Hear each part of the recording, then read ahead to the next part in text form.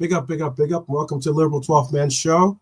We are about to possibly get the FA Cup results. They should be coming in as to see who we got in our draw, because now that the early rounds are done of the FA Cup, we are getting into bringing in the big boys into the competition, if you want to put it that way. So it should be pretty cool to see who we end up getting. Excuse me. We also have some great people in the chat already. Bonkers, I see. Dara. The Unscripted Sports Show is in the house. I see you as well. And we also have on the panel with us currently is the Irishman. We might have some other people join us as well, but for right now, it's just the two of us holding it down. You know how it is. We're just like sitting here, much like Grabba. We're actually someone like Joey G and VVD. How about that? We could be Joey G and VVD for the day. So holding it down for our squad. How are you today, Brian? Yeah, I'm doing well. I'll keep an eye on the old the draw there. I'm sure people will be ahead of me because I'm watching on the Guardian. They be a bit slow. I'm not watching it on TV, but I'll keep an eye on the draw anyway. That's cool. It's cool. But yes, definitely. I know it is Philly LFC, but I know that he also has his show, the Unscripted Sports Show. They do a bunch of different, or he does a bunch of different sports on that show, which is a good show. Good friend of mine, a fellow. Southampton got Swansea. Okay, that's the first draw has been done. Southampton v Swansea. Okay, all right. Big up Trap Joe, Red for Life, High Lord. Everyone's starting to roll into this, which is not only just a review rating, it's also we got some news and also. Yeah, I got some news. Arsenal hosts Manchester United. United away to Arsenal in the FA Cup. Wow. Yeah. That's a hell of a draw to make at Old Trafford, by the way. Yeah, exactly. At Old Trafford. Man usually gets a very somehow they always get favorable draws. But you see, they tempted fate here because they're doing the draw at Old Trafford. The two people drawing the balls are Mark Hughes and Dion Dublin, both ex-Manchester United strikers. Right. So they've cursed themselves. They've gone and gotten the trip to Arsenal out of it. Yeah, so we'll see what comes out next. There you go. Part of the Red Cartel. That is going to be very, very, very cool to see, because it could be an opportunity for United to knock out Arsenal, who is certainly a favorite, one of the favorites in the FA Cup, because that's definitely one of the competitions that they focus on very, very specifically. And it is at the Emirates. Manchester City versus Salford City, which is that club. Norwich v Brighton, Aston Villa v West Ham, Reading v Burnley, Leyton Orient up the Orient. I used to live next door to that ground, Leyton Orient. Cool. So, Exeter versus Oxford. Exeter versus Oxford. So that is the University Derby. Yeah, that's it. That's it so far. Ours just came. I think Liverpool just came through too. Did it? Yeah. Yeah. If the chat wants to break the news, I'll let. Yeah, I think Reels and Jared just brought it in. Yeah. So we're home or are we away? By the way, I didn't see if that. I didn't get a confirmation on that from him. I know that he put Liverpool first, but that doesn't necessarily mean. Sometimes it's just habit. Yeah. Or is that Anfield? Check. Okay. Oh, it is home. Yeah, Dara is saying it is home. Yeah, we're versus Accrington Stanley. Who are they? That's an old TV ad. 19th place. Currently 19th place in League Two. Yeah, that's about as low as it can go. That's good for them, though. Preston versus Charlton, Bristol City versus Wolves, Millwall versus Dagenham and Redbridge. But yeah, Liverpool at home to Accrington Stanley. Who are they?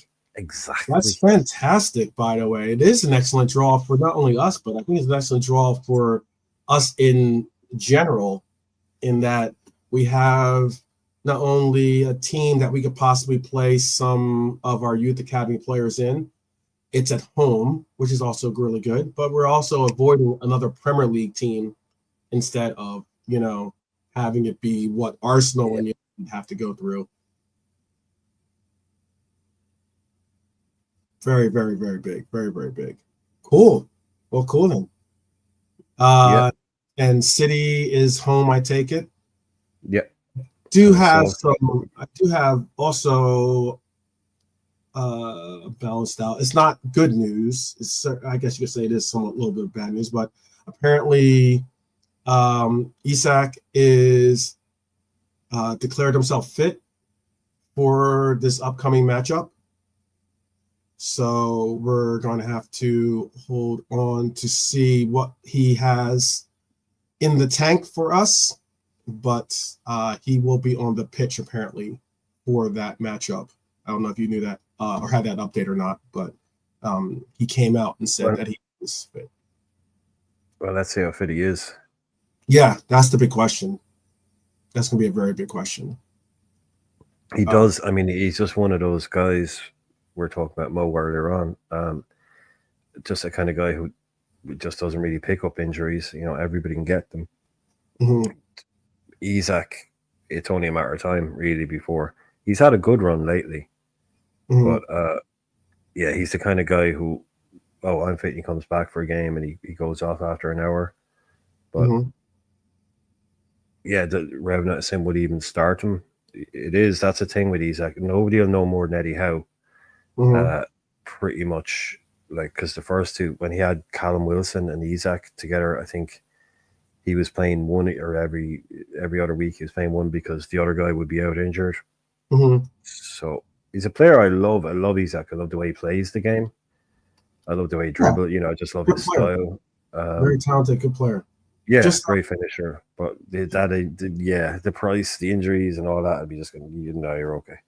Yeah, and that's the thing. It's like it's a matter of whether I think it's like sometimes when you get into these debates about what you want a striker or you want this player or that player, like what are you willing to pretty much look past, because the injury record is not one that that you can take lightly. I mean, it's one thing though to go and get a transfer, but to have to spend what Newcastle is looking for, which is 100 some odd million, for the actual player. And then on top of that, you're looking at a player that might not be available for you. It's a lot to ask. Yeah. He'll move. Mm-hmm. He'll move, but I wouldn't want to be the club. Really wouldn't. Yeah. Watching the end of let's watch it. That's the third time that I've seen this game, but excuse me, I had a sneeze there. And thank you. And this game that we got into this weekend, big matchup. Obviously, we've had two enormously big matchups against arguably two of the top 5 teams in the world currently, or in at least Europe, I would certainly say. So much so that I would even go as far as to show. Let me see if I can find my little statistic, because it was an interesting stat out there that showed the top 5 clubs, and Liverpool currently sit atop the table of clubs out there, but I don't have it. But Real Madrid are in that list. So is Manchester City for obvious reasons. I mean, they're still a very formidable team. I was very, very excited to see the result that we got from both of these matchups. I mean, we've been told that we haven't played anyone for the longest. We've been told that we're going to be able to do what we need to do. But I think we did it basically this weekend, and we're gonna have and now one of the biggest keys to this campaign is no letdown. We can't have like you know how like sometimes you'll see people, though you might have had a person that plays through an injury or something like that. They have all this adrenaline pumping through them, and then the very next day, it's when you realize, oh yeah, I did twist my ankle or something like that, you know, and that's when it all like kicks in. You can't really have like that. Like the adrenaline has definitely been shooting through, and we've had some great results, but this upcoming matchup against two teams, Newcastle has seen a team. Newcastle was a team that what I think it was West Ham went in there, right, and beat Newcastle at Newcastle. Newcastle, we have a good record against Newcastle at Newcastle as well.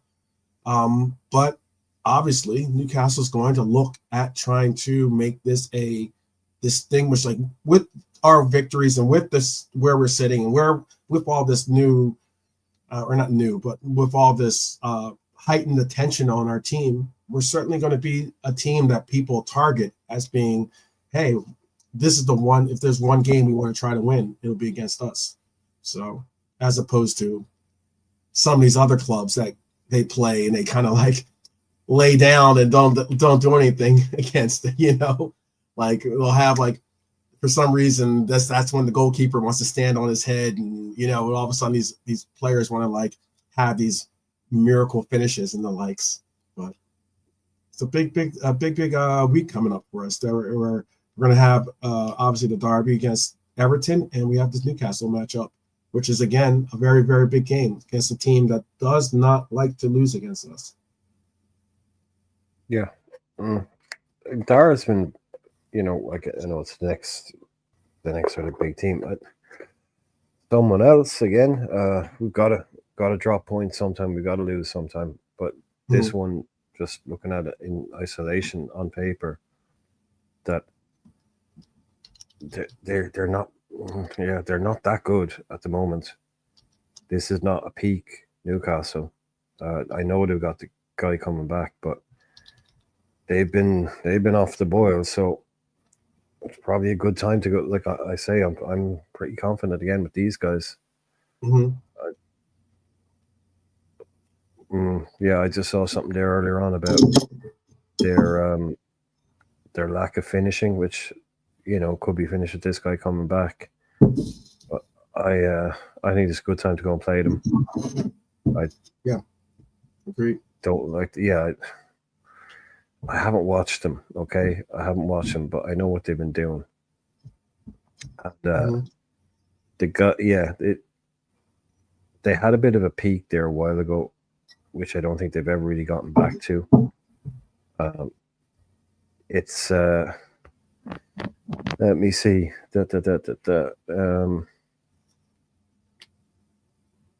They've scored only 14 goals in 13 Premier League matches. That was it. So they're not flying. You know, they just drew 1-1 with Palace away. Mm-hmm. Yeah, I'm happy to. I'm not overly, you know, hope maybe not misplaced confidence, but yeah, I'm seeing us doing these pretty comfortably in all respect. Mm-hmm. They're. Yeah, I think where are they? Got to be around 8th or 9th, I think. Yeah, so again, this was a good time to play City. I think this is a good time to play Newcastle. So I don't see it stopping against these guys, and I don't really see it stopping against Everton either. So I don't know where. Mm-hmm. They say we're going to lose one. We're going to lose one of them. We're going to lose sometime, but no, they're all the way down to 11th. Yeah, they're down to 11th. Yeah, they're having a poor season. So no fear going there. No fear whatsoever. Yeah. We definitely have had some really, really encouraging results against. Our record has been definitely encouraging. It's very interesting how like a lot of these, you know, yesterday I was speaking to you backstage about how a lot of these clubs supporters at least have been talking about our downfall, or like plotting on our downfall, basically talking about how we're going to have these spouts of poor runs, and we're going to have our bad sessions and the likes. And it's very interesting because a lot of those people, Gooners, some Red Devils, I don't understand why they're even speaking, but all the same, you see an occasional City fan out there even too. I was talking with via the chat, obviously, with Vader Games TV. He's one of the more active City, one of the more active City supporters out there right now, and on the internet at least. He's up in Canada. And he and I were speaking about a lot of the fixtures that we have in this December run. And we're also even talking about the game too, about his perception of the game and the likes. And one thing that really was funny, and we went back and forth about quite a bit, he was talking about two particular things that he was like holding his hat on from the game, or actually three particular things. And it was very interesting. I'll see what you think about this perspective. First off, he was saying that he believed Phil Foden had a good game. That's initially what he said. And that he didn't have a bad game. I thought Phil Foden had a pretty bad game for considering the level that Foden is supposed to be at. You know, if he had put on that, if Dominic Szoboszlai had put on that kind of performance that we saw from Foden yesterday, we wouldn't hear the end of it. Put it that way, right? And it was interesting the take that he took. I tried to explain to him the statistics, and all of a sudden, it wasn't statistics. It was all about like, oh well, there was a foul that apparently Gravenberg put on him that like prevented him from getting into a dangerous position or something like that. And he was trying to make it, he's trying to twist and turn, trying to make it seem like Foden should get a pass. I don't understand why. The other point that he brought up was that he believed that yesterday's game, City showed fight, and that City was a team that he was happy about the fight that City showed. What was unique about that statement for me was the fact that there's one thing. I mean, sure, a boxer can certainly be swinging and trying to throw punches, but it doesn't necessarily constitute as being he's fighting. You know, it's not a really good fight. And I think that one unique thing about it is like yesterday, City seemed to be. It seemed like they might have been punching, but it wasn't like their punches were connecting like they used to connect. You know, like it really didn't seem like they had the kind of like force behind it to make the jabs that they usually would throw, even uppercuts that they would normally throw, actually be meaningful. And then you even got to see some of the dark art type stuff from Bernardo Silva and the likes, trying to like, throw an extra little like something into some of the things. And like, it was funny. He made a comment, and it really, really got under my skin, was that he was like, oh, Bernardo Silva, and he brought up about the whole honor guard and how he didn't clap. And he was like, oh, I really rate that. And I was like, no, man, you're falling. Don't fall into that hole, man. Don't fall into that hole. Like, I get it. You're definitely standing up for your team, but it's one of those cases where like sometimes you got to kind of step back and get a little proper footing. But do you think that City is in better shape than what a lot of people now see them in currently? Brian, do you think that that's the case for them? Well, I mean, don't want to repeat myself, but I've been saying it for months at it. I did a whole thing on Friday night. about how I know a shot team when I see it. This team is finished. This team is done. You know, I know that this is what I've been saying for the whole season now, that they're going to have a bad year, a dip year, an off year. They're not finished. They can come back as a club, but they will have a dip this year, and we should be there to take advantage of it. It's pretty much what's come to pass. That's what's happened. And when we were doing our match preview, I went into football. I couldn't have been more opposite of whatever the answer, you know, that guy was saying. I think they're absolutely cooked. Kevin De Bruyne is finished at the highest level. Kyle Walker is finished at the highest level. John Stones is finished at the highest level. Ederson looks like he's finished. Erling Haaland looks like he doesn't care about the fact that they're losing games. He really does. He just seems to be having fun on the pitch regardless. They brought back Gundogan, 33. Bernardo Silva is nearly 30. Rodri himself is nearly 30. And Pep Guardiola is clearly going through some kind of mental breakdown. So how anybody can think that they're in any kind of position to build from strength, I think that the contract offer, the contract renewal that he took for a year was the biggest load of shite of all time. That's got nothing to do with anything. That was just pure PR, that contract extension. All of their top players have either left or haven't been replaced. He's turned Foden from last year's player of the season, not Man City player of the season, to Premier League player of the season last year, into a guy that looks like he hasn't played football in 5 years. So that whole club needs to be completely gutted. They got the likes of Mateus Nunes, they've got Kovacic, they've got Rico Lewis starting games against Liverpool at Anfield in a title race. You know, this team is completely cooked, man. It needs to be completely rebuilt. And I don't see the point in signing a 1 year deal, because that's a 5-year job. That to me says he's out the door regardless. And I'm glad for it. I just don't see anybody at that club. I was talking about Atlante earlier on. Other than maybe two or three players tops, do I look at their squad and go, oh, I wish we had that guy. Whereas before they used to have 10, 12 players. You're like, oh, if we had him. Now there's only really a couple of players I look at in their squad that think, oh, I'd buy him in a heartbeat. And, you know, even some of them are in poor form. So, yeah, to me, that team is completely done.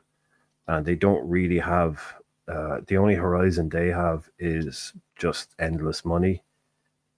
You know, they can rebuild, but right now it's possibly the worst shape they've ever been in since Guardiola took over. Yeah, I think other than maybe some early form, I think right now is the worst City team I've seen under Pep Guardiola. And this is the most un-Pep Guardiola I've ever seen him. He's rattled.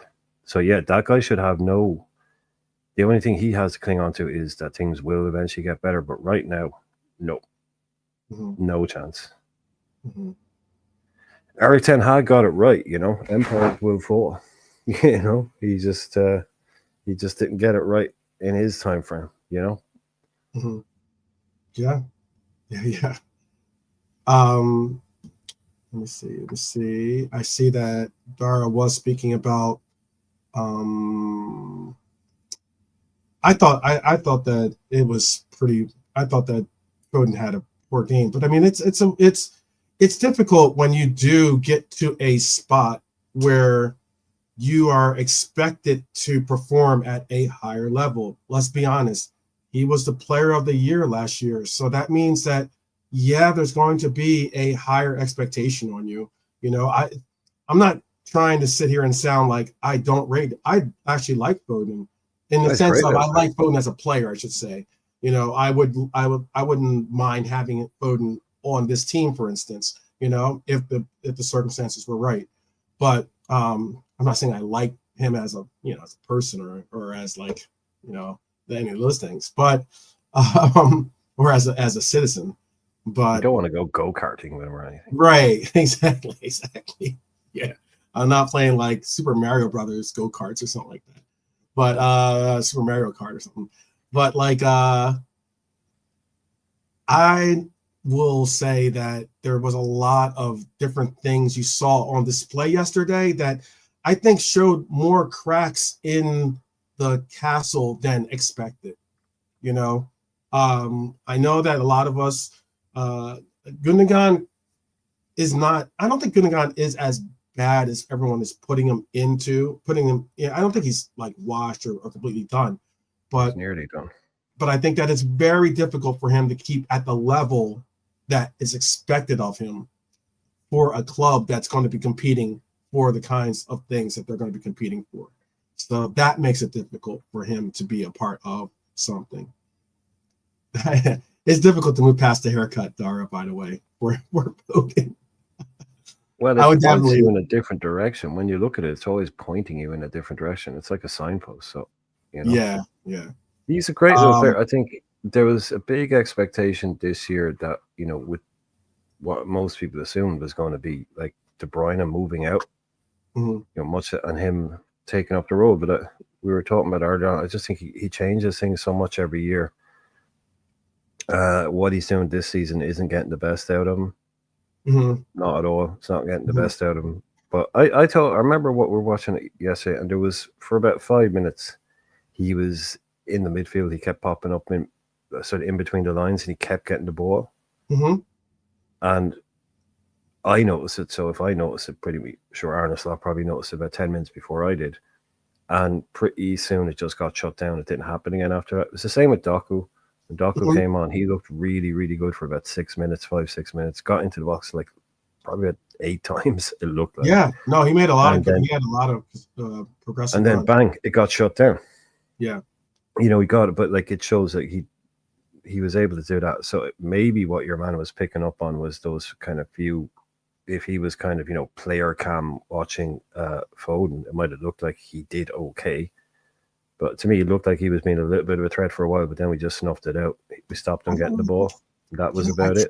I tried to enlighten. I mean, we were going, like I said, we're going back and forth about it. And I don't think he had a good game one bit, to be honest with you, simply because yesterday he was tasked with Gravenberch and him were basically, you know, mano-a-mano a lot of different times. And I just think Gravenberch just excelled past him quite a bit. And it was a difficult task for him to have to, you know, try to be the shepherd to try to, like, you know, rein in Gravenberch, who was certainly, you know, doing his spins, exciting the men in blazers, I guess, with his spins and definitely getting involved with, like, you know, utilizing his pace and having him have to chase after him. Because yesterday, Foden had, let me give you his stats real quick. Foden was the worst rated when it comes to statistically. He was the worst rated player from either starting 11. He was 0 for 1 for his long balls, had one key pass, was 31 out of 35 for his passing, 48 touches, but was 0 for 3 for his dribble attempts, 1 out of 8 for his ground duels, lost the ball 12 times, was fouled once, got fouled once, and that's it. Those are his stats. Like, as in, that's something of, like, it's very telling. If that's your number 10, that's what he was being yesterday. He's taking the role of being a number 10 for them. That's very, very telling, you know. And it's very similar to if you were going to tell me that, you know, your number 10 is going to have that kind of performance, and then maybe even, like you spoke on Haaland earlier, Haaland ends up having 0 shots in that first half. He had 0 shots in the first half. That's, for the striker that we all know Haaland is, that's showing that the system and what we're doing with our press and everything else, and the likes of cutting off his distribution, and also just frustrating him probably with his runs and the likes. That says a lot about what we're doing defensively. And that was a great thing to say. Actually, we have Nolante with us too. Big up, Nolante. But yeah, 90 minutes played for Erling Haaland. He only had 1 shot on target. He had 1 shot blocked. He only had 16 touches. 16 touches yesterday. That's pretty wild. That's pretty wild for someone that is basically the heart of anything that is referred to as having the opportunity to be a goal. Usually involves Erling Haaland for them. So that Yeah, was but he can. very fun. Go ahead, Brian. He can. Like I was going to say, that's not even that low a number for him. Like I've seen him get 2 goals in a game where he's got, around that many touches, maybe even less sometimes. That's very Haaland to have like ridiculously few touches. Yeah. I was to be honest, I'm actually surprised it was 16 because that's high for you. You think that's high? Okay. No, in that game, just watching back the game, I just think 16 maybe, but that's kind of that isn't a shocking number for him. But normally a couple of goals might come along with it. But he looked like he was enjoying himself, but he was pretty anonymous. Mm-hmm. Yeah, he was. He really was. Right. Yeah, return. Yeah. They're gonna make a song out of it, apparently. Maybe. At some point they probably will. The Gravenberg turn. The gravy turn. The gravy boat turn. Big up Chris Angel in the house. Big up. Chris, hope that you're well. I know Chris has got a new gig, so we don't get to see Chris as frequently as we used to, but when we do, it's always good to see. The player that plays for us in the 10 has had similar performances more than he can count. But hello, everyone. Negativity has arrived. Okay, there you go. There you go. There you go. I didn't hear the dun dun dun dun dun dun dun. I didn't hear that in the background, but I hear it now. I got you.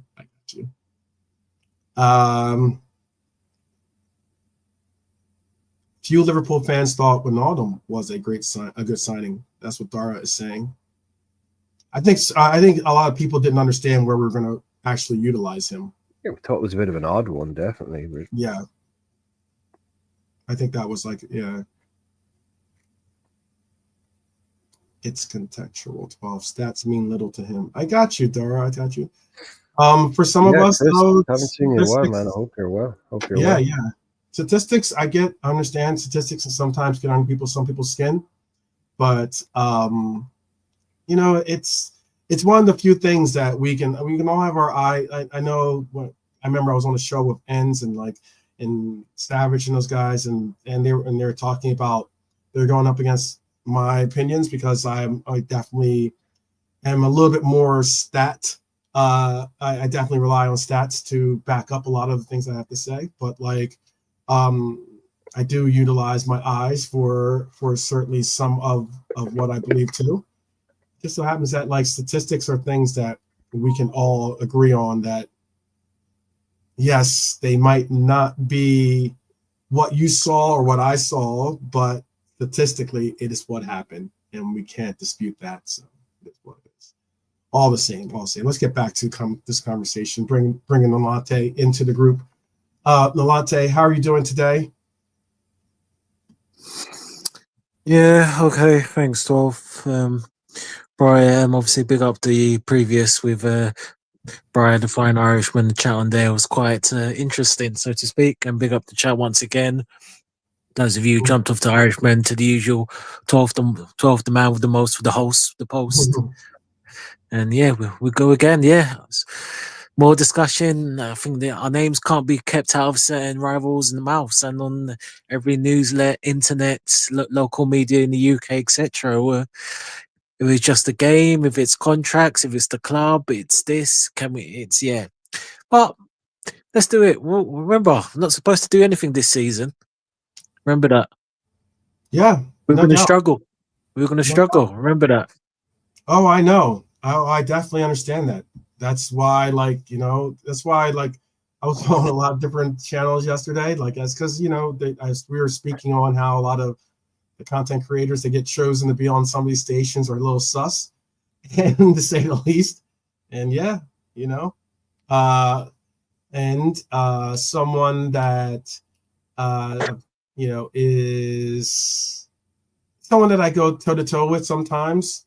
Mr. Das, what is it? PI, Magnum PI, Mr. Mike Das, right? Is one of them. So like, and I remember how he thought they were going to struggle this year. Thought that Slot wasn't going to be able to, do what he needs to do with maintenance of the team and being able to try to create and produce some type of, difference when it came to the maintenance of players' minutes and the likes and trying to keep us above board. The man is going, what now? It's 20 games now, is it? Is it now 20 games that we've been a part of, right? It's got 18. 20 games, 18 wins, I want to say. God, yeah, that first defeat, Overall, man. Yeah. It's pretty decent job, especially when the narrative that's often thrown out there is that, Arsenal, they're going through so much pain and sorrow with all the injuries. Woe is me. Shakespeare there. Yeah, Great, right? Right? Remember the clip I was playing yesterday about the Gunnar Solskjaer was talking about how there's no team better than Arsenal and he's on crack cocaine, but there you go. yeah, allegedly. Someone's on the morphine, Yeah, it hurt some people get a little bit high. That's what it seemed like yesterday. Yeah. Prof, yeah. can I before you go on? Sorry, I just wanted to ask a question. I'm just curious to everyone. So yourself on the panel, you, Brian, the chat. Let's be honest here. I don't want people lying, but let's be honest here. Who did anyone want when Klopp went? I wouldn't say he's the favorite that because he wasn't, but was Slot in their was Slot in the top three of coaches in terms of who they wanted to replace Klopp? And did anyone, and if so, did anyone think that he would do, obviously not top, but just do as well as he has right now? Just out of curiosity. I have an answer, Brian. If you want to, you have an answer for him? Yeah, and you can say in the chat. I'll bring up your answers to be displayed. By the way. Yeah, I don't want to go all Leon up. Can you repeat the question? Well, let me. Yeah.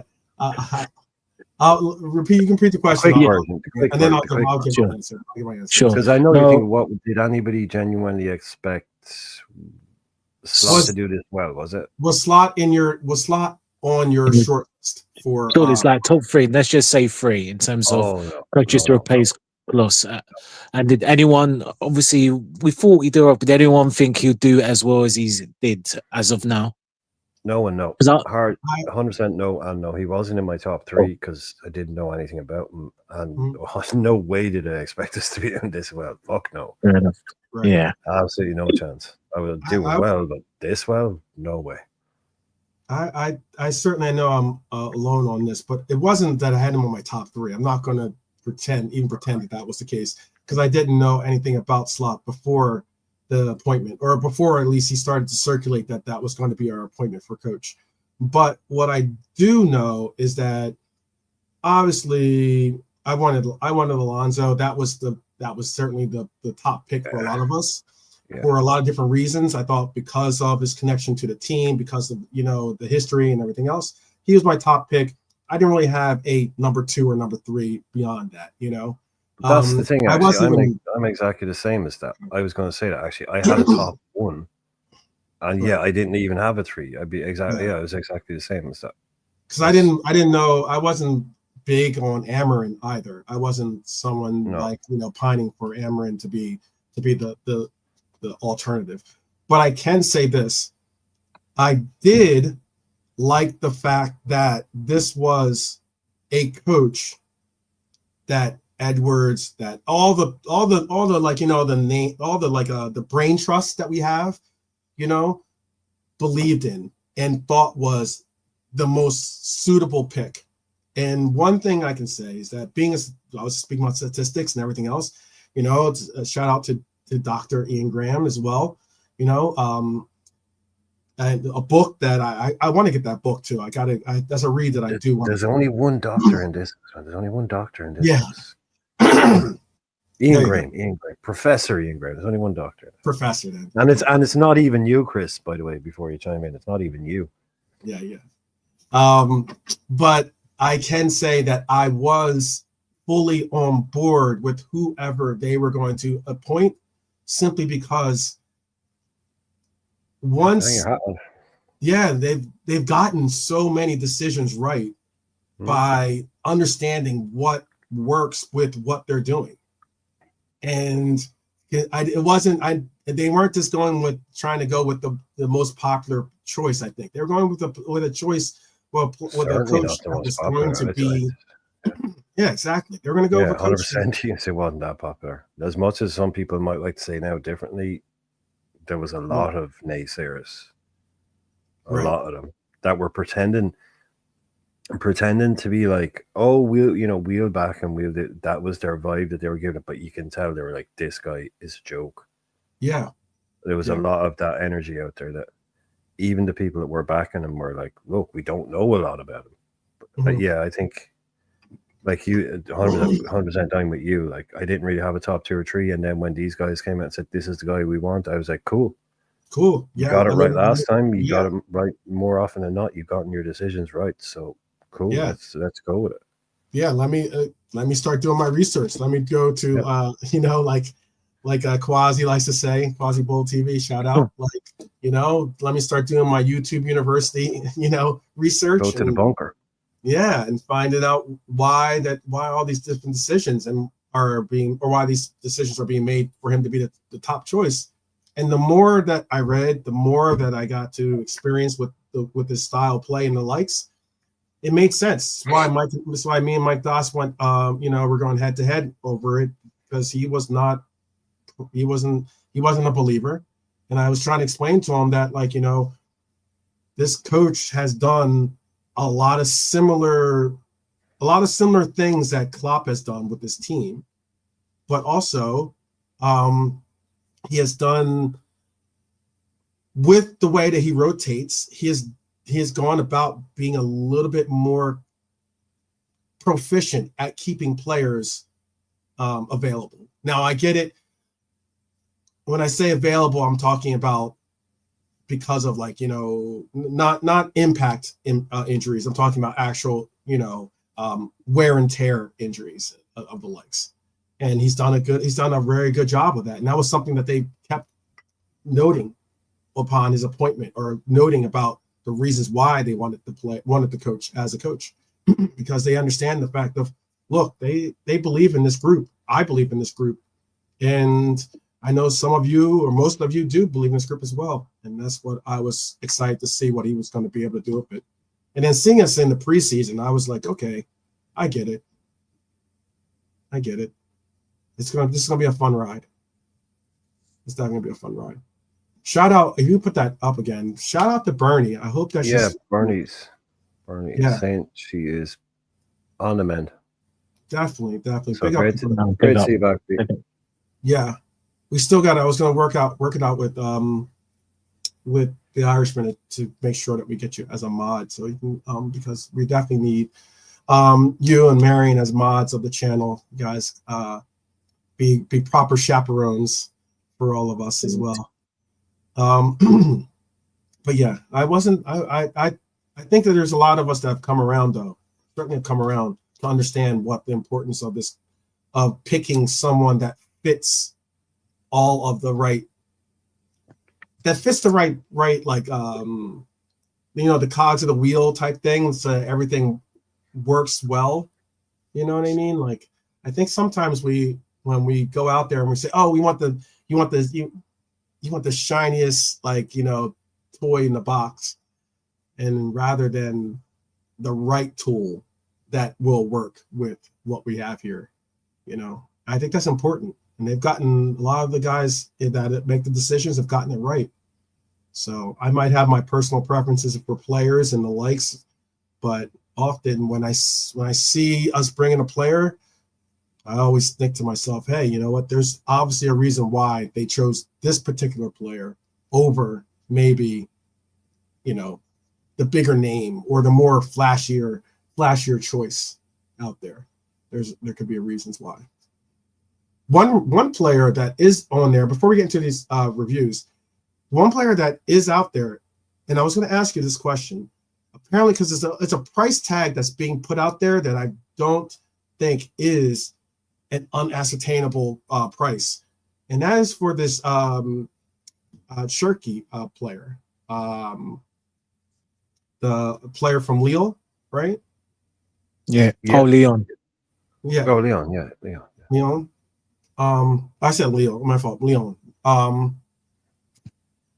What are your feelings about that? Because he's a player for the price that's being reported. Apparently, it's 16.6 million pounds is the price that they're asking for. In this market, that's nothing, you know. But he has obviously the capabilities of playing as a number 10, but he can also play other positions as well. He can play out wide, apparently. Is this a move that you think that we should make for the January market, considering that we're still waiting for that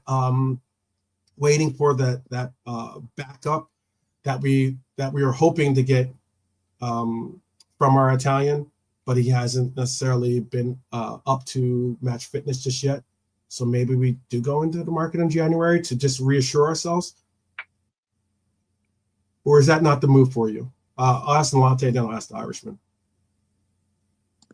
2-3 years ago, I would have said yes, and he's a bargain, but no, we don't need him. He's better. He's more predominantly better as a 10, but we'll talk for that space. And I don't want Harvey's development, because Harvey's a great player. Like, you don't need to be interrupted by Shirky, and yeah, can do the right, but he's just not the same. He'll just come in and out. We just, for that right hand side, we need the out and out winger. So no, it'll be good for someone else. He's a bargain, but no. Okay. Brian, Cherky a fit for you, or Cherky a pass for you? Yeah, a guy that was linked with everybody, like Nolante was saying a couple of years ago. Mm-hmm. And there have been stories, and they're only just stories, you know, and young kids and stuff. So you don't know, young man growing up, you know, a few questions about mentality and things like that. Mm-hmm. So I'd have to really look into him, but on a pure footballing ability thing, absolutely no problem whatsoever. The guy he's class, you know, but could he do it for us? Would he be able to hack it at Liverpool? Mm-hmm. It seems like his career kind of took a bit of a stall. You know, he should already be at a PSG. You know, he should be at a whatever kind of club. So yeah, I'd be a skeptic. I'd be I'd say 50-50 right now. If it'd be like we were saying with the thing, if the club have looked into him and said he absolutely passes the no dickhead policy and he won't be a problem, yeah, bring him in, because his ability on the ball, yeah, he's class, he's deadly. And if they thought that he could improve us, and then I would back it, because like I've seen enough of him to know he's like one of those. He's the kind of guy that gets people off their feet. You know, he's a tricky winger, full of skill, loves to take people on, loves to dribble, really creative, really inventive. So is he ready for that next big step up? Like, what is it that's been holding him back? Because, again, like Nolante said, that is absolutely peanuts. That really is, you know, for a guy who a couple of years ago, and you know, in 2 years' time, he's going to be at Madrid, he's going to be this, he's going. So it doesn't always work that way. Very, very, very similar to Chiesa, you could say, in a sense. Yeah, like if they've looked at him and they go, no, the attitude is good, the player is sound, you know, we've looked into him and all of that, and you get him for a price like that, and they think there's a place for him. Yeah, because I like footballers like that. We all do. We love someone and get on the ball and dribble, run at people. But also, like Nolante said, it would have to work for us. It couldn't be at the expense of someone like Harvey. Now, if you told me, look, the punt didn't work out, Chiesa's going back to AC Milan on loan in January, right? You bring in this kid, yeah, cool, okay, that I'm fine with. You know, if it just hasn't worked, like Nolante saying, bringing in something like that, like I said, yes, it doesn't, like bringing in someone that's like, oh, who are we going to lose? It doesn't always have to be like that. You know, it doesn't have to be one in, one out. But someone like Cherky, who is he's in an area where we have a lot of other players. You know, it has to be done right. liked it, but he does excite me as a footballer, and I'll say that much. Yeah, there's been talks. I mean, he's obviously playing in France. There's been talks about a particular player that we have on our team actually that has gotten interest from PSG. I know that a lot of interest has certainly been drawn towards Mohamed Salah, simply because of his comments after the game where he scored the goal, but then ended up saying how he's more in than out, or more out than in, currently. But there has been apparently reports of some type of break in the news, in the sense of, to give you kind of an idea as to the willingness or maybe the frustrations that he's going through.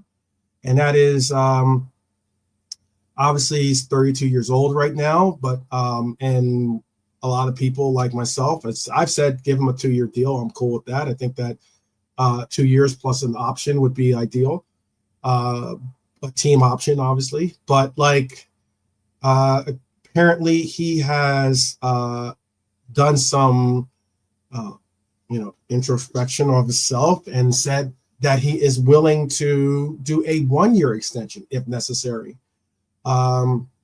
which is very interesting. It's kind of like kicking the can down the road, as they say, because obviously I don't think that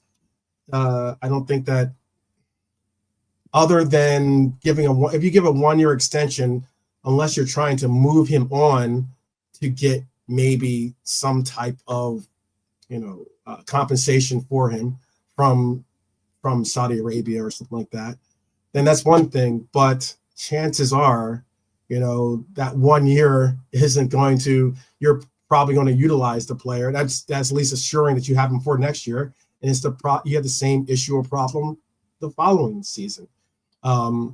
So apparently he's not pushing to leave. His priority remains Liverpool. It's been said, even though he can talk, he can begin talks in January. Obviously, PSG has been linked to the forward, but they deny that they have any ongoing discussions. We know how that goes with conversations with agents and families and directly with team, or the team member that we're talking about. But for you, is it all about getting him to sign a deal? The other portion of this that I wanted to put in is that there has been some reports saying that his motivation to secure the best possible terms could translate into an even stronger performance on the pitch. But there's one other portion I wanted to make sure I included.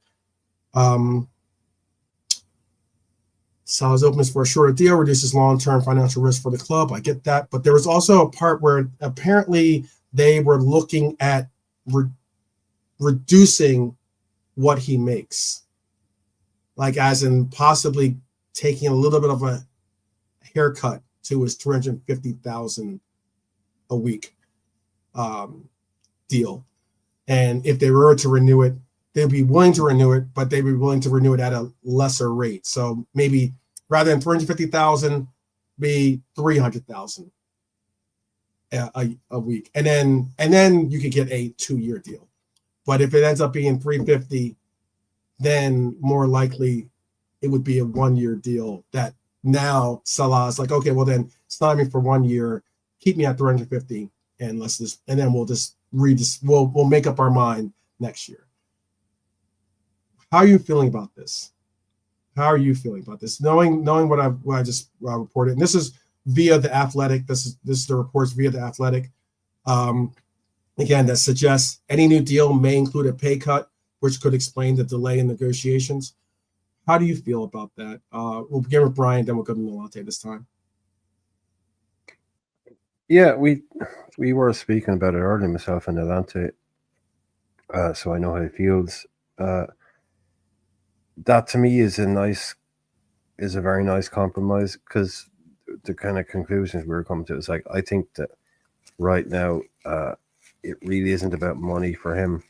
I think he wants to win, and he wants to stay playing at the highest level, and he wants to win trophies. I think he's like we were speaking on. He earns basically 50 million quid a year through football and all his commercial endorsements and stuff like that. So money isn't really an option or isn't a worry for him.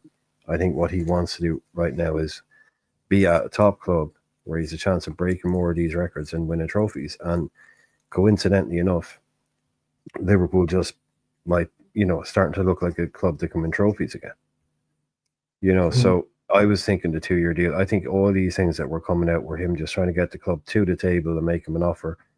And I didn't think, that's what I was saying, I didn't think he was going to be going in there demanding 400, 500. I even suggested that earlier on. It didn't go down very well, but I said that he might even take a pay cut. Tuesday, with on a long, and exactly like you said, I was doing a hypothetical earlier on. We could offer him, do you want a 1-year deal on 400 grand or do you want a 2-year deal on 300 grand? Which, so I think he's kind of making it this idea now that he's prepared to take a 1-year deal. He couldn't make it more obvious that he's prepared to do everything to stay at the club. I think he's trying to assuage their worries about the whole, like the statistics, the data, the analytics, everything will say no, do not sign a player at that age, on 3-4 years. But then you'll have to say, yeah, but this is again where you have to put the context into it. Like there's no button for pressing, but it's Mo Salah. So what do you do now?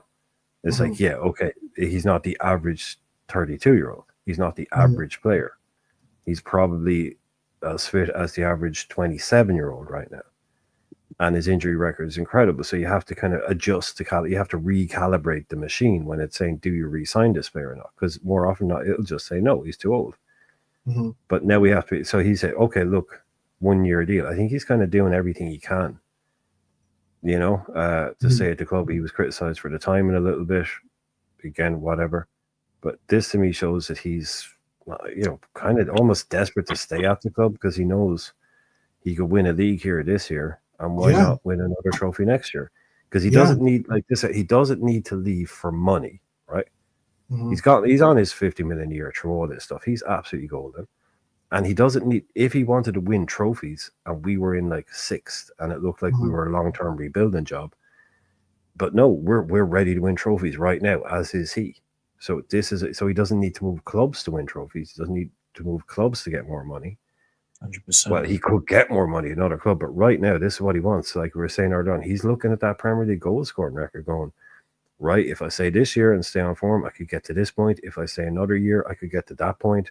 I could win, me and Liverpool, we could win another league together. We could maybe win another Champions League.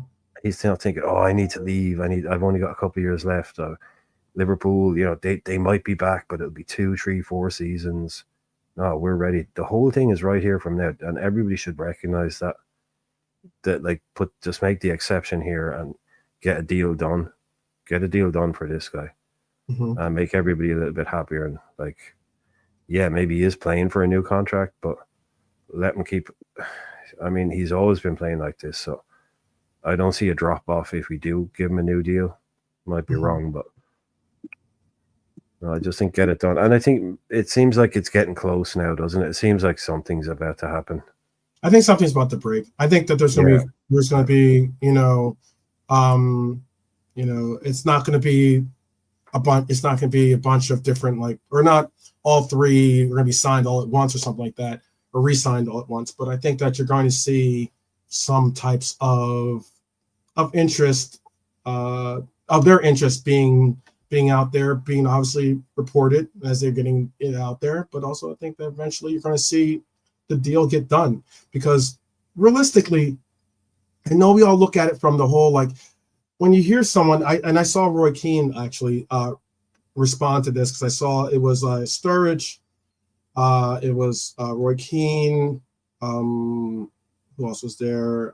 Richards was there, Jamie was there, and I think they had like a 5th person there that was just like, one of the sportscaster commentator people that kind of hold it together, the anchors for the show. He's the presenter, yeah. Okay, Presenter. what's his name? Oh, I know that he looks like Jeremy Kyle. Oh yeah, go on. No, I can't remember. Yeah, I know the guy. He looks like Jeremy Kyle. That's all I know. Jake Humphries. No, he's gone. No, he's gone now. It's a much shorter guy. Someone in the chat, I'm sure knows. I'm sure someone in the chat knows. What program? What? That's like, that's probably like Match of the Day or something like that, right? Or something. No, it's that was BT. I think it was either BT or Sky. I think it was the BT one. Or the TNT. Yeah, TNT. They were sitting in like this, sitting in a little. No, he's a presenter now. He's a presenter. Presenter. Yeah. Who's the new presenter?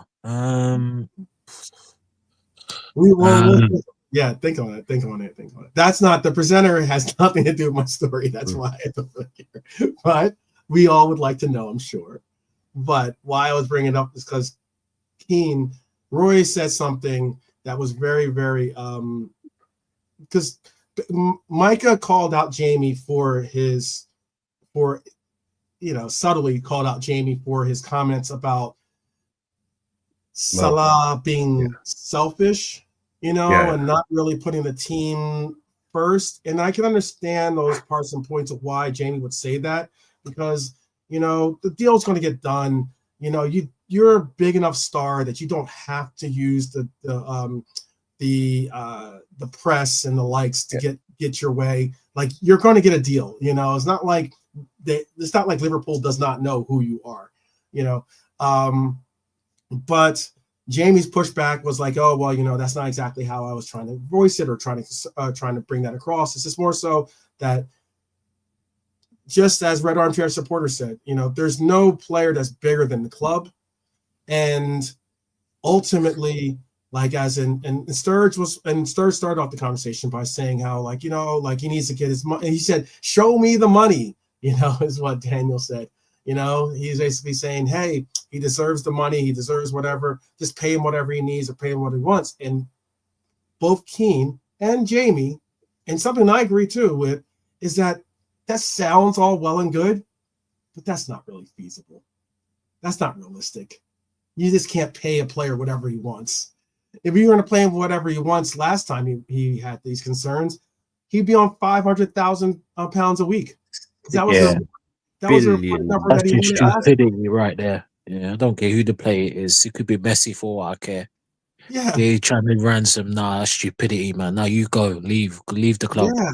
Club moves on. You gotta be realistic. Like, we appreciate your play. You are an absolute legend. Not even questioning that. And I want to get the signature signed for sure. But you don't want to take the club, especially at this moment where we are, and hold it ransom. I think he's doing the opposite. I think he's literally, but I think Mo is, from what I can read, Mo is literally saying, okay, I'm prepared to stay on a 1-year deal and I'll even take a pay cut. Well, now with these comments, definitely. Yes. With the circumstances, yes, yeah. Originally, it was trying to come out. Originally, it was out there because he wanted more years than they were willing to offer. Yeah, that was just years. All he wanted was time. So he's come all the way back down to go. I just think he's doing absolutely everything he can to stay at the club. Mm-hmm. And I think he will win the hearts and minds battle with the fans already. Mm-hmm. Because as soon as you come out and say, I'll even take a 1-year deal, that's how much I want to stay at this club, you've won everybody then. Yeah. You're not a mercenary. You're not asking for, no one has said, oh, well, we couldn't keep Mo because he wanted 5 years and he wanted too much money. He says, Mo was like, dude, I'll stay for 1 year on the same money. That's how much I love this club and I want to stay here and win trophies. Mm-hmm.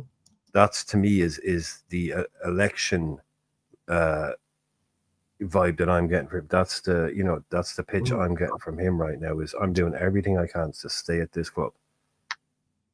I'm one of the most marketable players on a free in the world if he wanted to leave, right? And he's prepared to take 1 year to stay at Liverpool. He could go and get 5 years on £1 million a week at Saudi. But no, he wants to stay here. I think he's... Right. It was about money, then he would be in Saudi Arabia. Oh, yeah. He'd be there already. 100%. Yeah. He'd be there already. So we get that. And that's why, he's got leverage, absolutely. But let's not get it twisted.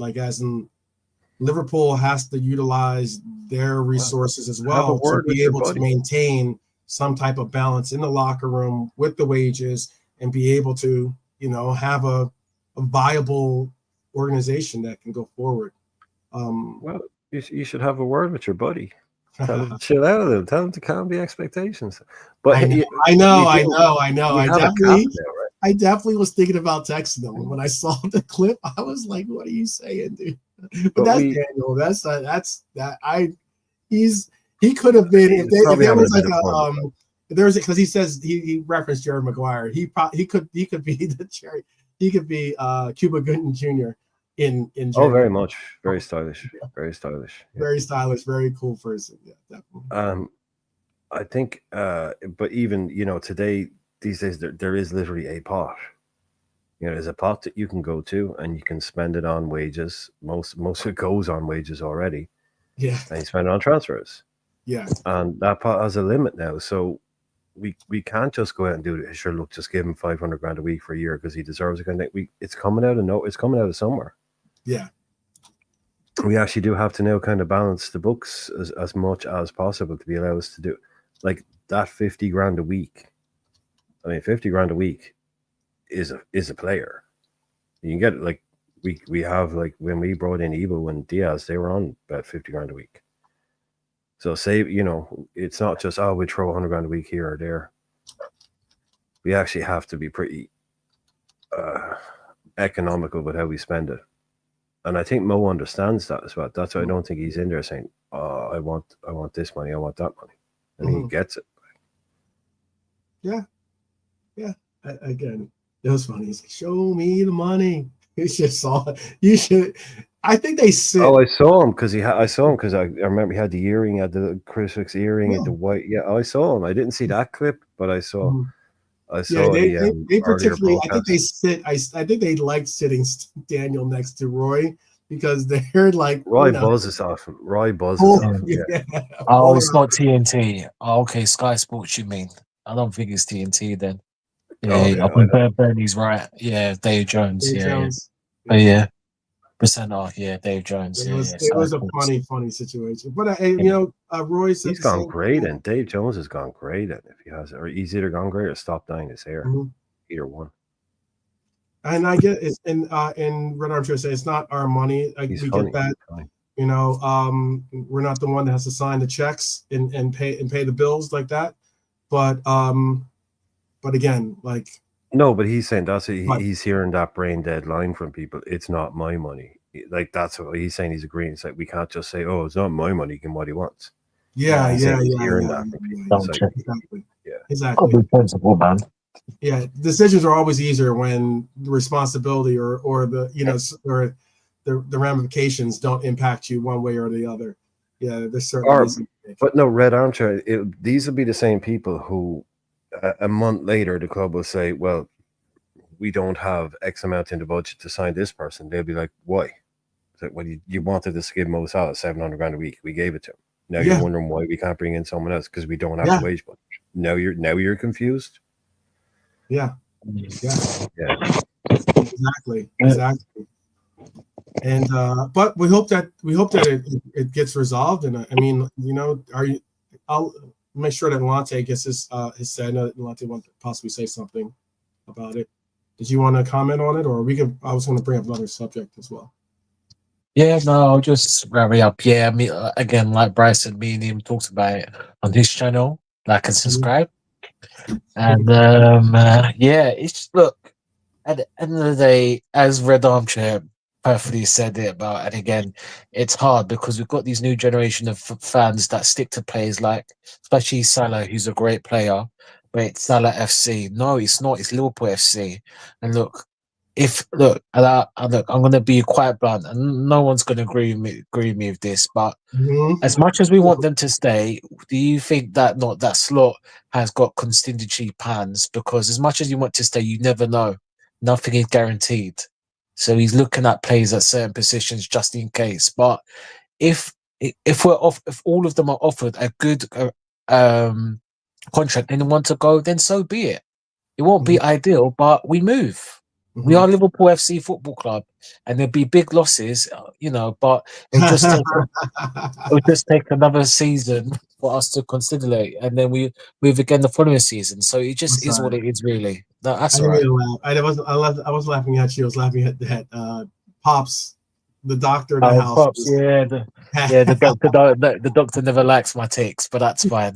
That's He's No, but it's taking your true, but temperature. He's taking your yeah, temperature. yeah. He's like, But no, you pops, might want to sit down. but listen, pops. When Fowler, Owen, all these people go, these players are gonna move. Lo and behold, look, it's not the end of the world. It's not the life. If they go, yes, there'll be a big miss. It's not the end of the world. There'll be other players that can Yeah, come in and replace whoever they are. That's all I'm saying. yeah, That's what for sure. we move. Sure. We're I not mean, gonna. it's going to be, it is, I mean, I It'd will be admit this. difficult. Don't get me It's gonna wrong. be But what I'm absolutely. sorry, 12. Absolutely. Yeah. Just to finish off, it's Mhm. not like if they leave and yeah, we're gonna struggle. It's not like we're gonna be 8th or 10th. No, we won't. We just probably another season of consolidation. We'll still finish in the top 4, in my Mhm. opinion, regarding who we get and whoever we get, and then this following season we'll go. So that's all it is. That's all it is for me. Mhm. Yeah, if you look at these numbers, which is pretty telling of the player that we have in Mohamed Salah, you can see under slot, and you can see the difference between that. Like, as in the physical stats are certainly less in that he's making less runs, he's less accelerations, less sprints, less pressures in the final third, but he is getting more goals, more goal involvements, percentage of shots on target are up, dribble success is up. He's done well with this system. He's really done well with what Slot has in this system. He's excelled in Klopp's system, and he's excelling in Slot's system, and possibly with less emphasis on a lot of the things that would bring him to those numbers. So, getting him a deal is not out of the question. I know. I am always. This is a really good example. If you want to bring it back up, it's something I was talking to Honesty about earlier on. This is a perfect example of it.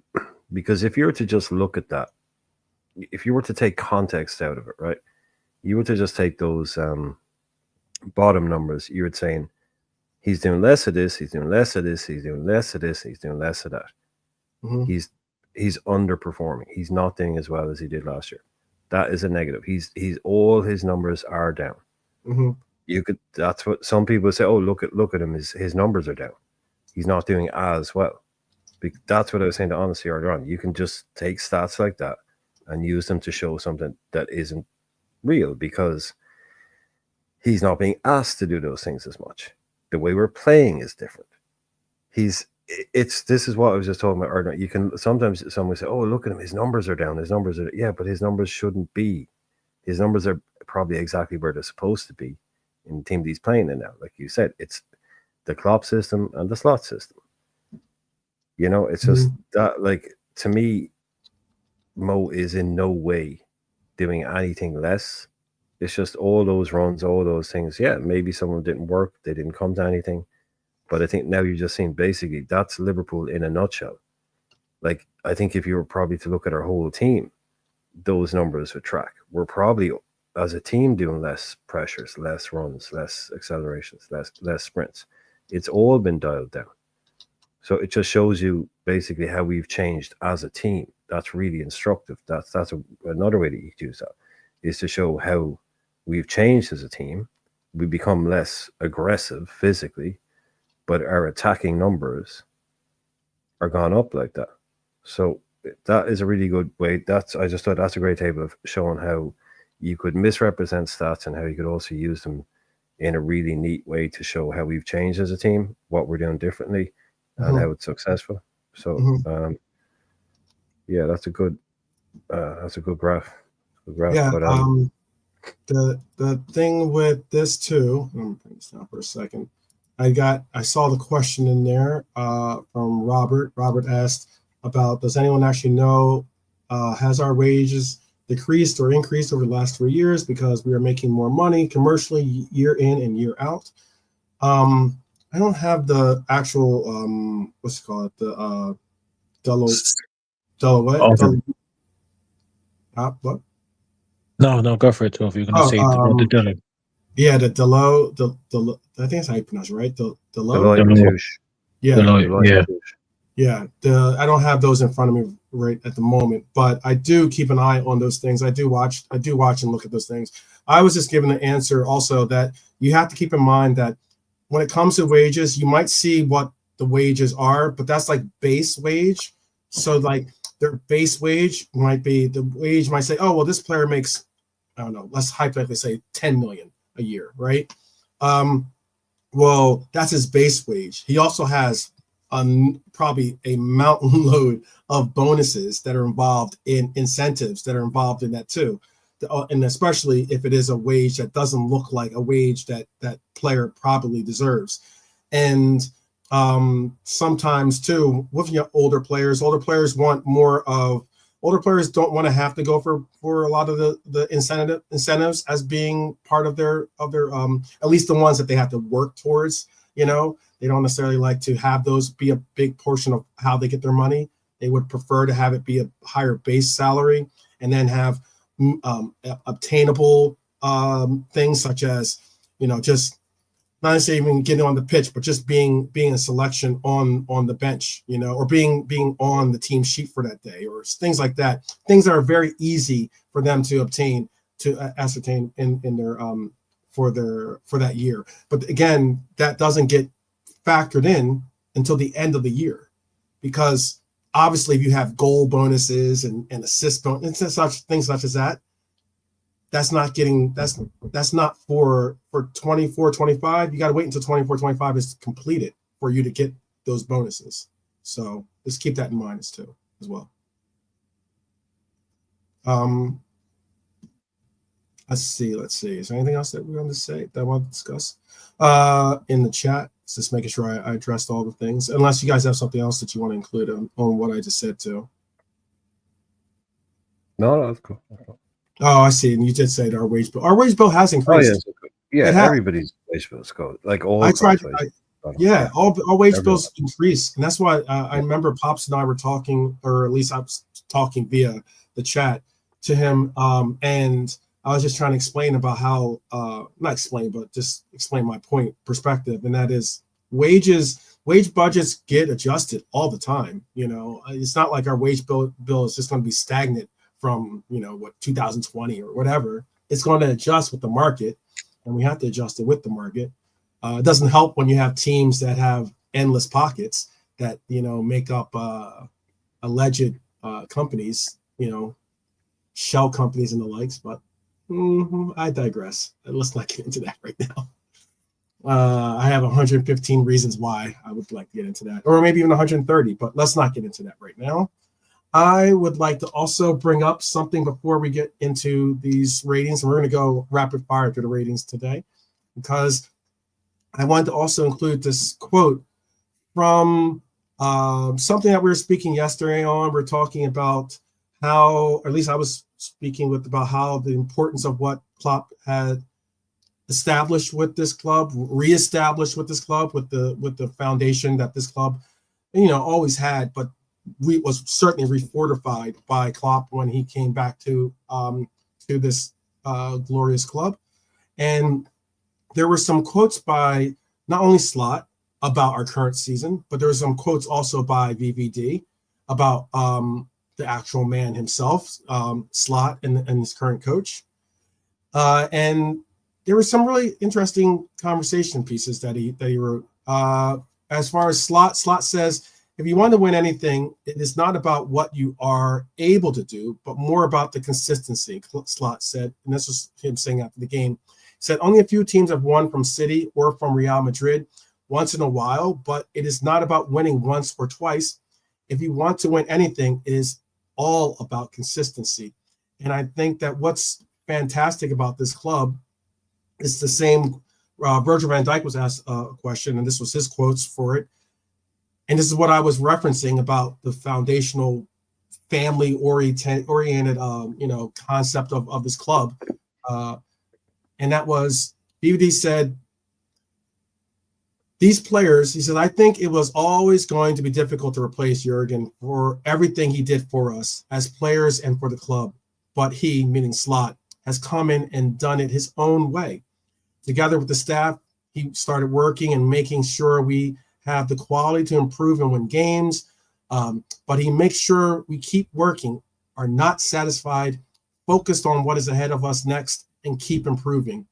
He has come in and done very well so far, and he has, and this is in VVD's opinion, I think also mine, but in his opinion, in my opinion, inherited a very good squad, not only as football players, but as human beings. There's guys who will go to war for each other, said the defender. I said the whole band of brothers concept yesterday, or I've said it numerous times before this, and that is such an initial, very, very initial feeling that you have to have amongst your squad. Because if they won't, it's one thing if they'll go to war for their coach. It's another thing if they'll go to war though for each other. If they'll fight for each other, and if you have division at that primary, foundational piece, then you have issues. We don't have that, and that's why I'm very, very optimistic that we can, despite having some of these new injuries on our board, I still think we can get through this stuff because he said it himself. He says he has done a lot of tactical work, but at the end of the day, it's all about how much we want it as players. And I think that I really believe that these players really have bought into this system, have bought into the belief of everything, knowing that they've had an incredible coach in Klopp already instilled those kinds of feelings and togetherness already. So I just wanted to include that. I know we were speaking on it yesterday. Did you guys want to? I need a Tums. Good. Huh? Sorry. I was just gonna say no. Is it a little bit too much? A little bit too much syrup there. Yeah, a little bit too much syrup. I got you. Yeah. I do like my agave. I like my agave. Look, I want to ask Nalante actually quickly because he asked us the question. Yes, do it. Was Slot in your top three, and did you think we'd be doing this well, or because preferably not? No, I mean I did know about Slot. To be fair, with Feyenoord, because he reached they won the league the other season, and then they reached the Europa League final. He lost only 2-1 to Jose Mourinho when he was in charge of Roma. So I did know about him as a coach, but probably not. No, if I'm honest, like most people in it. And I thought, and yeah, I'm surprised because I thought I was expected because of Klopp, because I wanted us to win the title this season, but obviously Klopp left. We knew, so I was thinking this is going to be a roller coaster, up and down season, but we'll finish in the top four comfortably. That's what I thought, really, to be honest. So obviously, I think like everyone else, I don't think no one can suspect it for this start. So pleasantly surprised, obviously, but for me, still a long way to go. So I won't be catching any chickens, so to speak, until next year. So yeah, that's what I'll say, bro. Counting your chickens before they hatch. Yeah, as the saying goes. Yeah. Got you. I don't know if things. Premier League all-time 11. Oh, he's speaking to you. Oh, we're just talking about Robbie Fowler. That's right. Oh yeah. Oh, Pops is a Fowler man. Yeah. So mate. No, I was just bringing it up that funnily enough, because he was saying he got forced out early, but I was just bringing up that in Championship Manager 01-02, whenever you take over Liverpool, Fowler always causes problems. Fowler is always falling out with people behind the scenes. Like you used to get these little things that would pop up on the player, okay, which would say unhappy. Like you check your squad, right, and it'd be clear, and then you check it again a day later, and you have these little icons beside your player with UNH, which means that player is unhappy about something, right? Gotcha. And then you'd click on and see, well, okay, what's the problem? And it'd become up like thinks Robbie Fowler is a disruptive influence on the team, and then you'd click on someone else and be unhappy and be like, dislikes Robbie Fowler. Is like Robbie was always falling out with people behind the scenes in Championship Manager 102. I don't know what they had it set up. Yeah, I don't know what way they had it, what personality trait they had entered in for him. But yeah, Carragher was one who always fell out with him. Within the first month, Carragher would be unhappy. And if you played it a few times, you'd be like, I bet it's Robbie Fowler. Right? Yeah, Yeah. dislikes Robbie Fowler. It's just And not- then Robbie would always be unhappy as well because it would always be unhappy wants a new contract.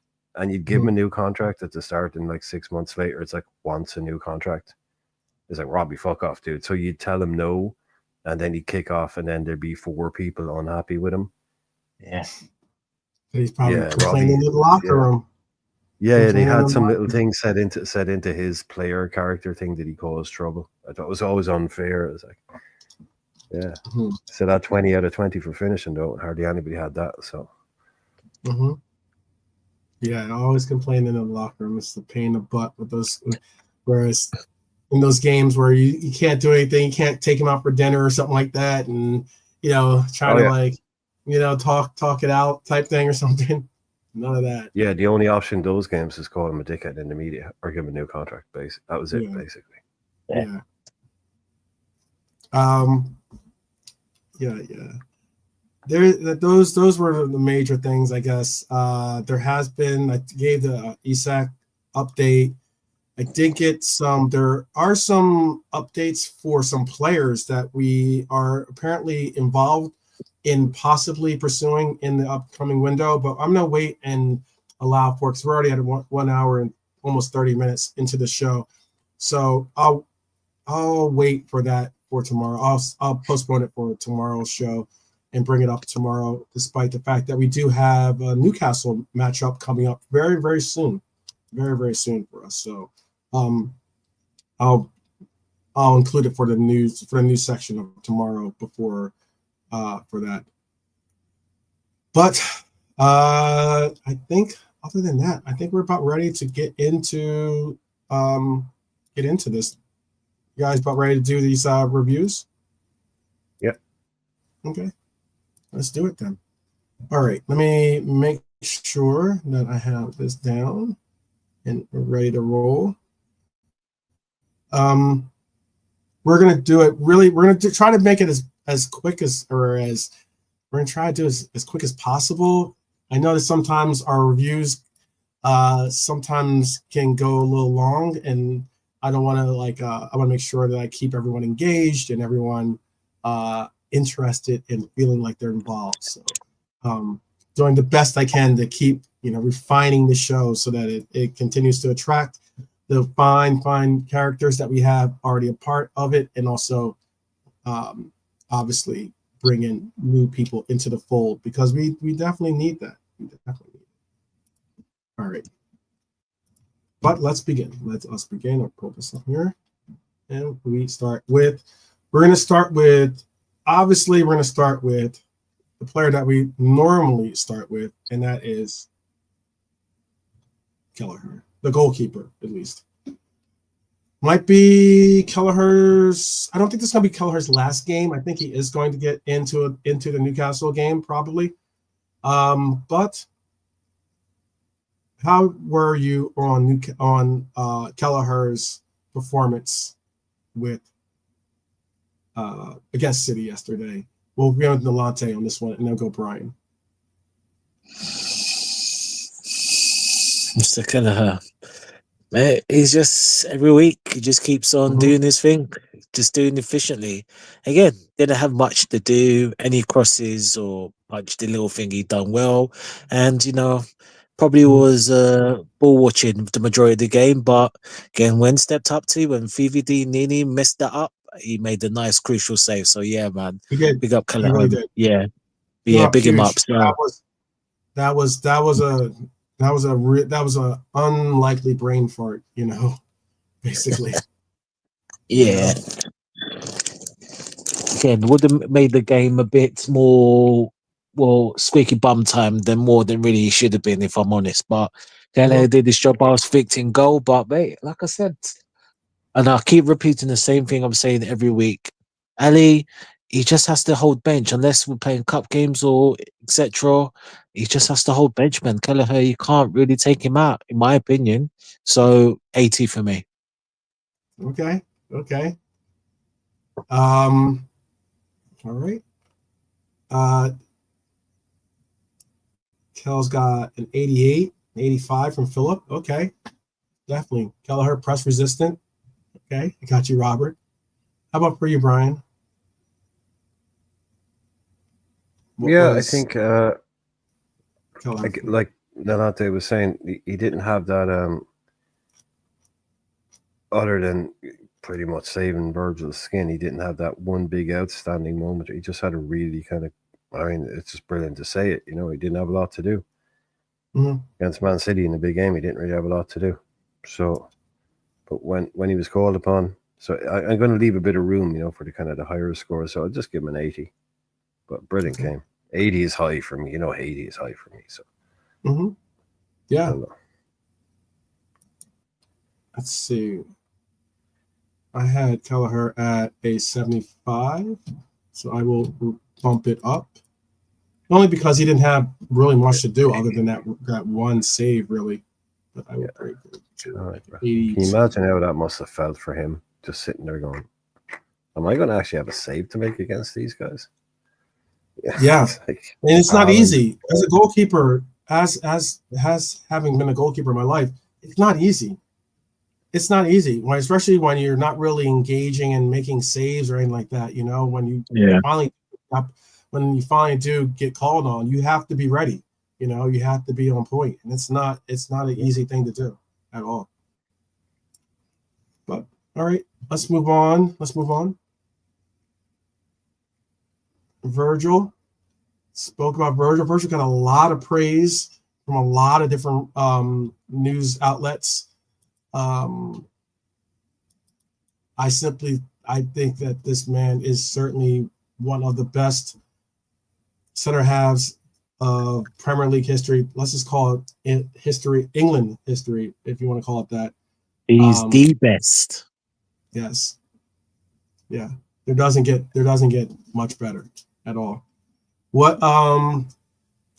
hang on, is that a drive-by on Richard Dunn? Is that a completely unnecessary drive-by on Richard Dunn? You're forgetting about Richard Dunn, are you? The honey monster.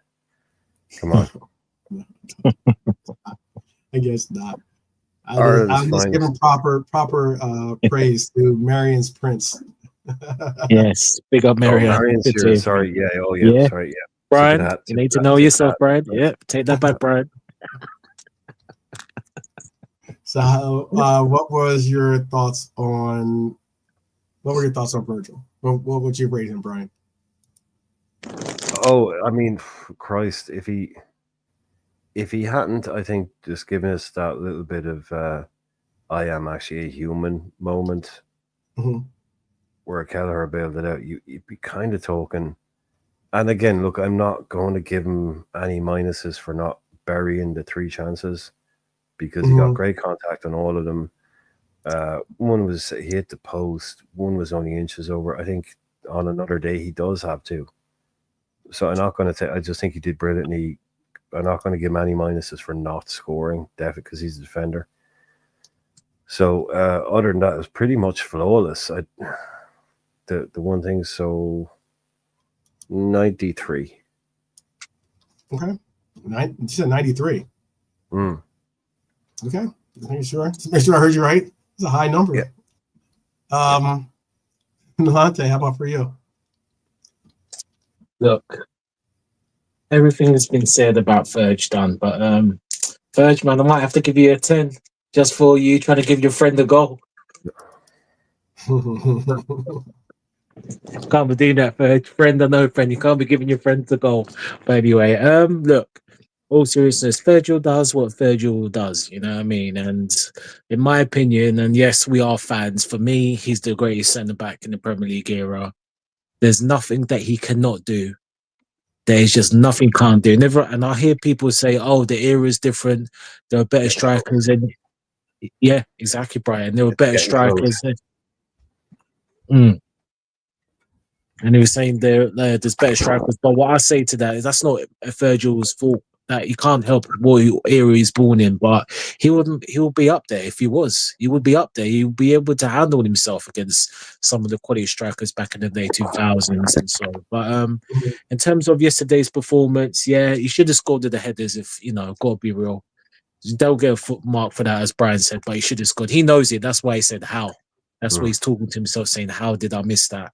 But Oh, that there's one one. where he's lying on the ground with his head in his hand. I think that was the second one, wasn't it? I think that was Yes, the second one. It was just like, oh, Verge, come on, dude. ex- Mhm. exactly right. And there was one which it was great defender. I think who was it? Was it Gundo Silva? They done a through ball. It just went past Gomez a little bit, but the connection there. But Haaland thought, I might have a chance to then our captain, our general, VVD, he just plucked it out of the air and just done a pass. He just oozes class. 90 for me. Ooze. Yeah. Yeah. Ooze and yeah. Yeah, ooze. Okay.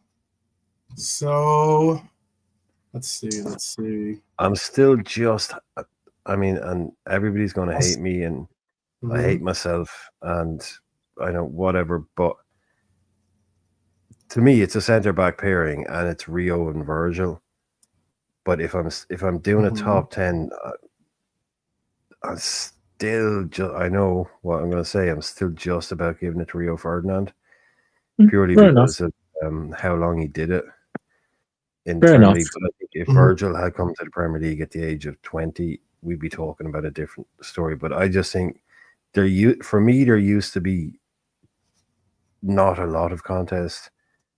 But right now at the moment, with one more year under his belt, and if he did something like this again next year, I don't think he'd be able to split them. For me, I think they'd be clearly the top two. So basically, after that, it's are you a Man U fan or a Liverpool fan? But to me, they're already, if you're building your back four right now, it has to be Rio and VVD. Like VVD is already in your all-time 11 back four in your centre half pairing. So if you don't want Rio, whatever. You're saying that you rate Rio over Virgil, as you said. Right now, it's like 99% plays 100%. That's how close it is. I think in a year's time, I think it could be, but it's purely because Rio was here for what I'm saying. If VV had come to the Because Premier of the League longevity of at him. the age of 20, we'd be talking about two just of the greatest of all time. Virgil's already one of the greatest of all time. What would you say if I asked just if you're going for just pure talent and talent and ability, you're doing that kind of rating, then still stay the same? If you took out the longevity, I get that the longevity, there's nothing Virgil could do about the that. only thing that Rio can do, not that Virgil can't do, but the only thing that Rio could do better than Virgil, I think Virgil has better long range passing, but Rio was a better ball carrier. He liked, that Matip thing where Matip used to go on a mazy and run through. You watched the game yesterday, right? I get you. Look, I've been watching football for 30 years. This was I didn't ask Rio. that question. I asked about yesterday. Yeah, but I wouldn't judge on one years game. of watching. I asked about yesterday. Yeah, but Rio wasn't playing yesterday. Rio wasn't playing yesterday. But Virgil was. Yeah, but what I'm saying is I didn't say Virgil can't carry the ball. I knew someone would do that. Someone would make a straw man. I didn't say Virgil can't carry the ball. I just said the one thing that Rio, I think, could be better at. Because Rio was, you're talking about two people. It's not like one guy is good, one guy is shit. If you're asking me to break it down, the 100% plays 99%. I would just give Rio a slightly higher score in ball carrying because he was more of a midfielder type. But there's nothing defensively, there's nothing passing wise, there's nothing. Do you think he's better on pens? Do you think he's better on like? I think Virgil's better on pens. I think he's better at free kicks. All right, don't talk. Well, that's set pieces wouldn't come into it for me. Set pieces I wouldn't. I mean, the sheer fact that he has the versatility to do that is why I would say he kind of excels a little bit over him on talent wise. I asked about talent. I didn't ask about longevity. On pure talent. Yeah, just pure talent. As a footballer, as both. Football, I mean, you're talking about two of the best of all time. Yeah. That's the specific question I asked. That's what I was asking. Yeah, you're talking about two of the best of all time. Yeah, you're talking about definitely. They could both have played for anybody. Yeah, they could have both played for. They could both play for Barca, Real. Brazil, yeah. Spain, I'm trying to win you over. I'm trying to win you over to the Virgil van Dijk camp here. That's all. That's all right. No, I'm just saying. In a year's time, I'd be putting. I could, if VVD gets one more league and gets, then I think he could go above him. That's what I'm saying, but it's There was an argument at one. There are some people that have made the argument. I was someone that actually didn't really mind doing it as well. Virgil used to be a striker. Saying that Virgil, I don't know about pens. I wasn't necessarily advocating for him to take our penalty kicks, but I was saying that he has taken free kicks in his life, and he took them all the time for Celtic. I mean, let me just finish. Yeah, no, he did. He took them all a lot. He is exceptional at taking free kicks and the like. So that's why I was saying. I mean, I get that we're talking about. I mean, he's talking. Brian has brought up a point about dribbling up the field. Ball carrying. So I mean, I don't see why I can't make a description on something that doesn't have to do anything about defense. So that's what it is. Ball carrying's not no, but he's something that it's something that Matip used to get. I know I'm having an argument with Pops, but I got you. No, but I'm just saying but Virgil was a striker. Don't forget, Virgil did start out as a striker, and he did used to take free kicks for Celtic when they'd let him. Celtic would always have these really deadly players that would take them, but Virgil would often score cracking free kicks for Celtic. Because he, like a lot of these guys, he started off as a striker. And how about this? I know Pops is saying, I'll bring up his thing. He says, do you really care about how many pens Barisi or Pops getting involved? You know what? How about this? We're supposed to be doing this quick. Let me answer. Sorry, no, I was just saying. Remember, we're supposed to be doing the quick ratings. I know. You see, I'm getting the Bears getting poked. That's why. Is it 12-man show? Why I'm saying that is because I'm thinking about the same Virgil that in that against Kepa, when he stepped up and stared him down. Yeah, pens are important. If you're going to call on someone to take it, he's our captain, especially. He stepped up, and not at that moment, I don't think he was our captain, but he's our captain now. Yeah, you want a player that's going to be confident enough to, when you have to take a penalty, he'll step up and take it. He stepped up and took penalties for Holland in the World Cup. Note to self: never mention Rio Ferdinand again. Never mention Rio Ferdinand again. Yeah, big up BBD, my captain. You only gave him an 86. Your captain. How about that? I gave him a 93. You only gave him 86. Were you not watching him yesterday? Yeah, exactly. I was watching him. I was going to give him an 88, but I took 2 points off for the mess up that he had. That's why. I did take 2. I'll bring that back up here. Well, he owes Keller a point anyway. I know that much. You see him run up there. He's like, "Yeah, nice one, mate. Nice one. Thanks for that." Yeah. So, all right, most of everyone had him at a higher rating, so I'll definitely bring him up.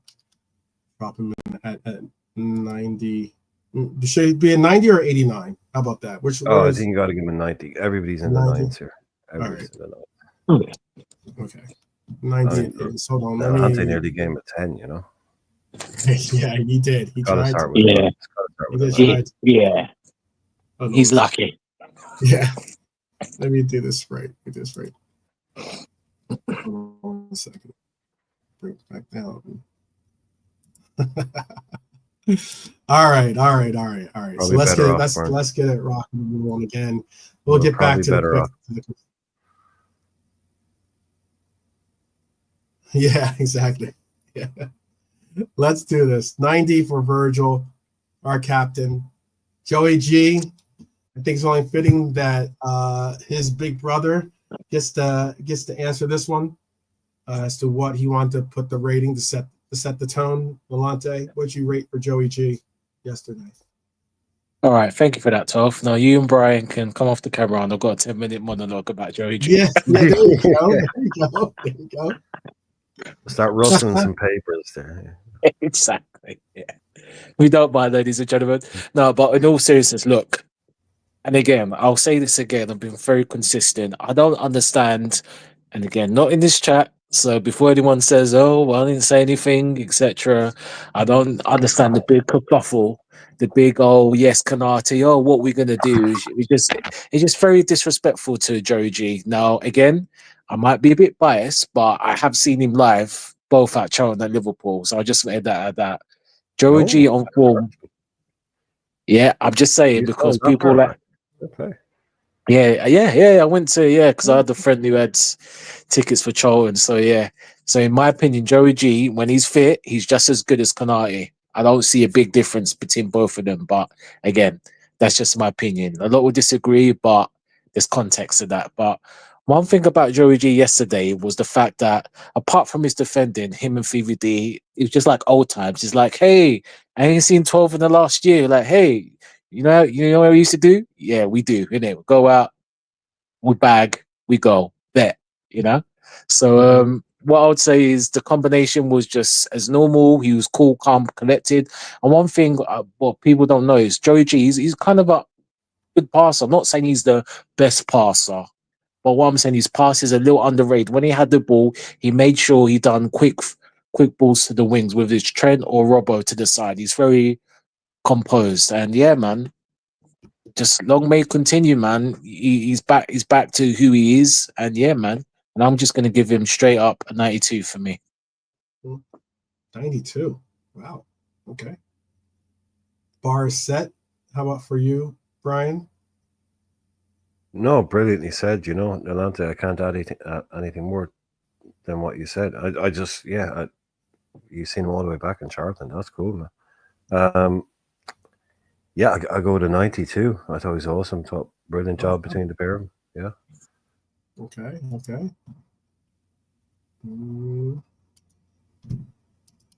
All right. Thank you, Brian.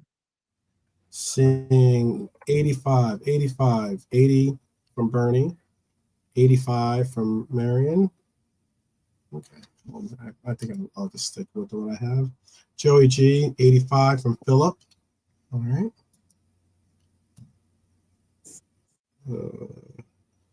Have him at A.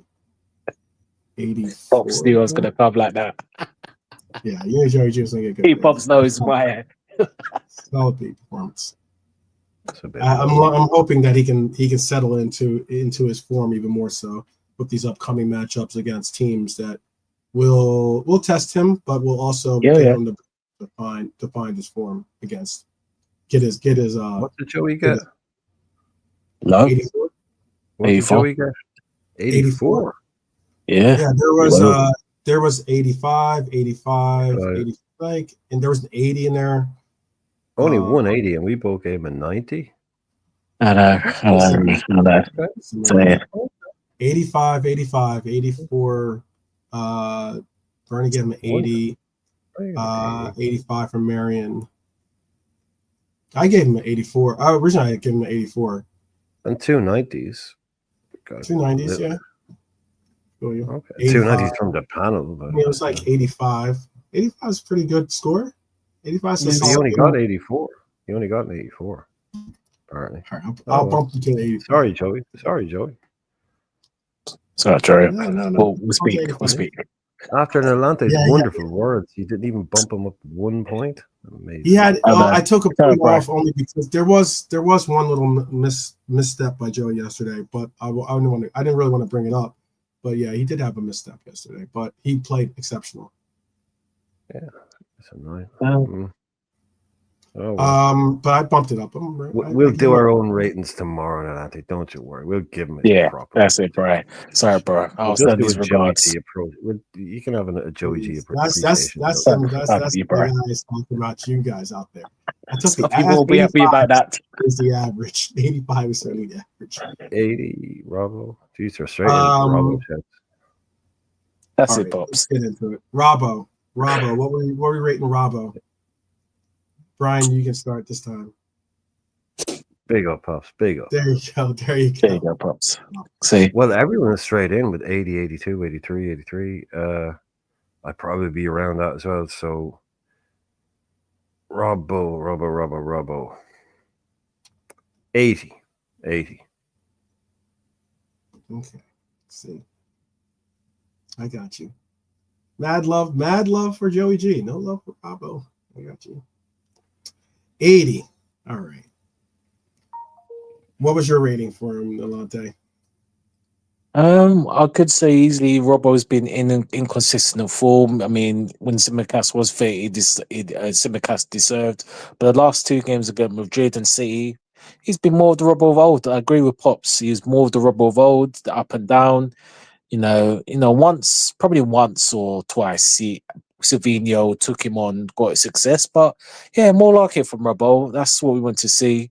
So I'll give him 83. Yeah, great pass. Great pass. Oh, yeah, sorry. Yeah. Great. Red armchair. Yes. Oh, God, I can't forget that. Yes, sorry. That That pass was a good, yes. was Sick. exceptional. Yeah.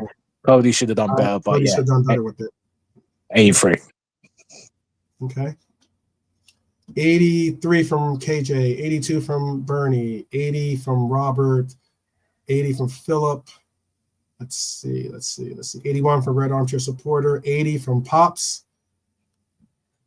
Yeah, you can't leave that pass out. That pass was. No, I think Pops is questioning my 80 with the side eyes there. Oh, I got you. Yeah. Because because he's getting the 85. I got you. Yeah. You got to know your Pops. You got to know your Pops. Yeah, because I know. Side eyes. I had him at an 83, but I will bump it to an 80. 80 is really high for me, Pops. 80 is like really, really high for me. I know I've been given some big scores there, but 80 is a big score for me. Yeah. I mean, he gave Joey G he was complaining about. I've given 40s and 50s to people that people have given them 60s and 70s too. So He is. I agree, bro. He's been very generous. I thought Robbo had a good game. I mean, there was nothing. I know that Virgil being on that side definitely limits what you have to deal with, but yeah, I was quickly. There was really nothing on. There was nothing from Rico Lewis yesterday that made me say, "Oh, he's." I was going to ask. He's turning. Yeah, he's really causing problems for Robbo or anything like that. No, that's what I was going to ask you. Kind of stats was there wasn't really a lot down his side, was there? Like Robbo's side was not really the targeted side. I think compared to you, I think a lot of it went down. He had 3 out of 5 ground duels. He did have some ground duels. He had a couple of. He was involved in a couple of plays where, they how they switch sides for corner kicks and the likes. That he was involved in some of the interaction of covering the counters as well on that side of the pitch. But yeah, 1 shot blocked, but 3 out of 5, 40 touches, but 92%, 1 key pass. Had a shot, did get a shot off, but it was blocked. How about for his counterpart, Trent Alexander-Arnold, someone that was a lot of commentator on our side said the same thing, but some content creators, especially the City Zens content creators, were saying that he was getting cooked, especially by Doku. Look, I was happy to see that he made it that long in the game yesterday, because he is just getting back with that come back off of that injury. Had an absolutely sublime pass to Mo Salah that set up the Cody goal too. By the way, that pass was absolutely incredible. The switch fields was like, the length on it was incredible. What was your rating for Trent Nalate? Yeah, listen, look, I've been one of Trent's critics over the years on certain things, but this season, it's funny, and this is the Trent I want to see. He was playing more like he was like in Klopp's system, inverted at times, because he was attacking quite a bit. He was unlucky with the shot that hit the post outside, and another one blocked, and there was another one saved in the second half, but it wasn't just that, and obviously the pass, he done another side pass, like straight through to Diaz on the left-hand side, which was another killer ball that set something up. His passing was on top, but again, you give him space, he'll punish you. But what I like is the attacking play was mixed with the defending. Defensively, he was solid. And what you're saying about Doku, look, he beat him maybe about once or twice, but I think Trent matched him. There's a couple of times he jockeyed him and he nicked the ball off of him, so I don't think it was that deep. But no, great performance from Trent, and I would say I'll give him an 85. Okay. Nice score. How about for you, Irishman? Yeah, I think, like you said, he was never going to do 90. And I think Guardiola kind of realized that. He's like, right, that's Trent. He's not going to be able, he's coming back off hamstring. Get Doku on and get Doku running at him. Mm-hmm. So it's probably the right time to take him off.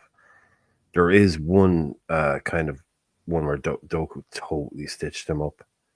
And Doku was already running into our penalty area, and Trent still has his back to the penalty area, staring into the crowd. He didn't even know what had happened to him. So he got past him that one time. He ran at everybody, so he was causing us problems. Then we made a great switch. I thought that was a really brave decision to put Kwanzaa in there and go, no, you're going to be right back. I'm not breaking up my centre half pairing, which I didn't want us to do. But Trent had to go off. I wasn't comfortable with the idea of removing Joey out and bringing a brand new player into the middle. Middle is so important. And that Kwanzaa move paid off. But Trent, right up until then, yeah, again, what Nalante is saying, he was a bit more of that older stuff about him. He was creating pinging balls, not just being a defensive asset. He was actually getting more into the game. So I thought it was one of his best games, in a while, maybe from an eye test point of view, at least. So 85. No, 80. Okay, you sure about that? 85-80 is different. A big difference. Yeah, not 83. So 83. Okay, split the difference. Split the difference. He was trying to get him on. As soon as he saw Doku get put on, he was already prepping that change. It just so happens that he didn't. There wasn't the opportunity to get the substitution in. But 83. All right, 83. Sounds like a good score for him. I had him at 80, but I will break him into a 80. I think it was. I think 80 is okay. You got a couple of 8. Oh, you got an 84. 78 from Barney. Yeah, I know. I saw that. 85 from Bonkers. Maybe like an 81. I think. 85. That pass was a pretty incredible pass. It's good to see him doing that. Getting that range and finding that range. Oh, 87. Mm-hmm. 85 from Pop. Now the scores. Now that the gotta go up a tiny bit. Yeah, it's gotta go up the stat padding scores are getting through. Yeah, got to God. Yeah, it's still open. You can change it. Yeah. 82. Yeah, I do love these long passes, Pops. We're I think Slot has realized, or not realized, but he's been telling both our fullbacks that, like, if it's on, it's on. You boys can play a ball from Robbo. Anything up to 40 yards, you can play a ball. Trent, whatever you think yourself, mate. You have a go at it. You can probably play 160 yards if you need to, but if it's on, hit them early and go and run. I love that I love that we still have that. The control and the slower pace, but I love that we still maintain that ability and that DNA and that instinct to just hit long and fast and early and get Mo in behind. Because when you have someone like Trent and Robbo, we can do it. VVD, he can do it. I love that we've kept that part of the game. That said, we're moving on to Lazy Gravy. A little Lazy Gravy for your selections out here.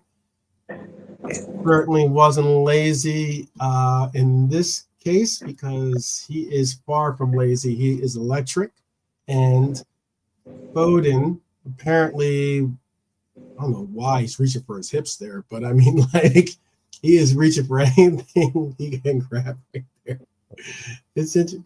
The guy that again Vader was talking about Foden, I was just like, man, kept talking about how like Gravenberg was he thought Foden played to a level of similar to a Gravenberg performed yesterday, and I'm like, you need to watch that game on replay, man. Who said that? Vader games from Vader games. There's not many. There's not many. There's not many city reps out there. There's a girl that I've seen recently that's been very prominent on a lot of different channels. I don't know if she has her own channel. I don't even think she has her own channel really, because she's never listed as. You usually put the descriptions of the people in your that if you that means she doesn't have a channel. Yeah, don't do that. Yeah, like the other people on the panel had theirs, but she didn't. But she's on a lot of, whether it's the football terrorists, whether it's Footy Mo. It's hilarious because every time you say the football terrorists, it sounds like you're saying the football terrorist the way you pronounce it. Yeah, every time you say it, sounds like the football terrorist said today. It's like, oh, really? I'll just say Terry then. How about Terry? Terry's channel. Broadcast from a cave. Football terrorist broadcast from a cave in Tora Bora. Well, if it was a cave, then Gravenberg would be Tony Stark, because he is definitely Iron Man. He put a performance on yesterday. I thought he was very, very good yesterday. And what would you have given Gravenberg again? And again, that's quickly. I'll make it quick. 88. 88. Brilliant. How about for you, Nolante? I just need that gravy, though. Gravy. That's what I know. I should have had that. I should have had that already. Yeah. That's all right, Tom. But someone in our Steam chat once said he's lazy. Don't do much, old Gravenberch, doesn't he? He's a rubbish player, isn't he? He don't do much. But old Gravy, he was setting the pace again, and his delicate turns and controlling that midfield. Honestly, same with Bry. 88. Okay, 88. Let's see what the others have said in the chat. 93 from Bonkers, 90 from Robert, 87 from KJ, 85 from Marion, Red Armchair 85, Philip 89, 88 from Pops. Oh wow, everyone had gravy. Everyone had a little bit of lazy gravy. It's Thanksgiving, man. Thanksgiving. Yeah, it is Thanksgiving. Christmas coming up. Everyone's got gravy on the mind. Let's put him at a. Let's put him at 88. At 88. I had him at 87, but I'll put him at 88. All right. Then that brings us to Macca.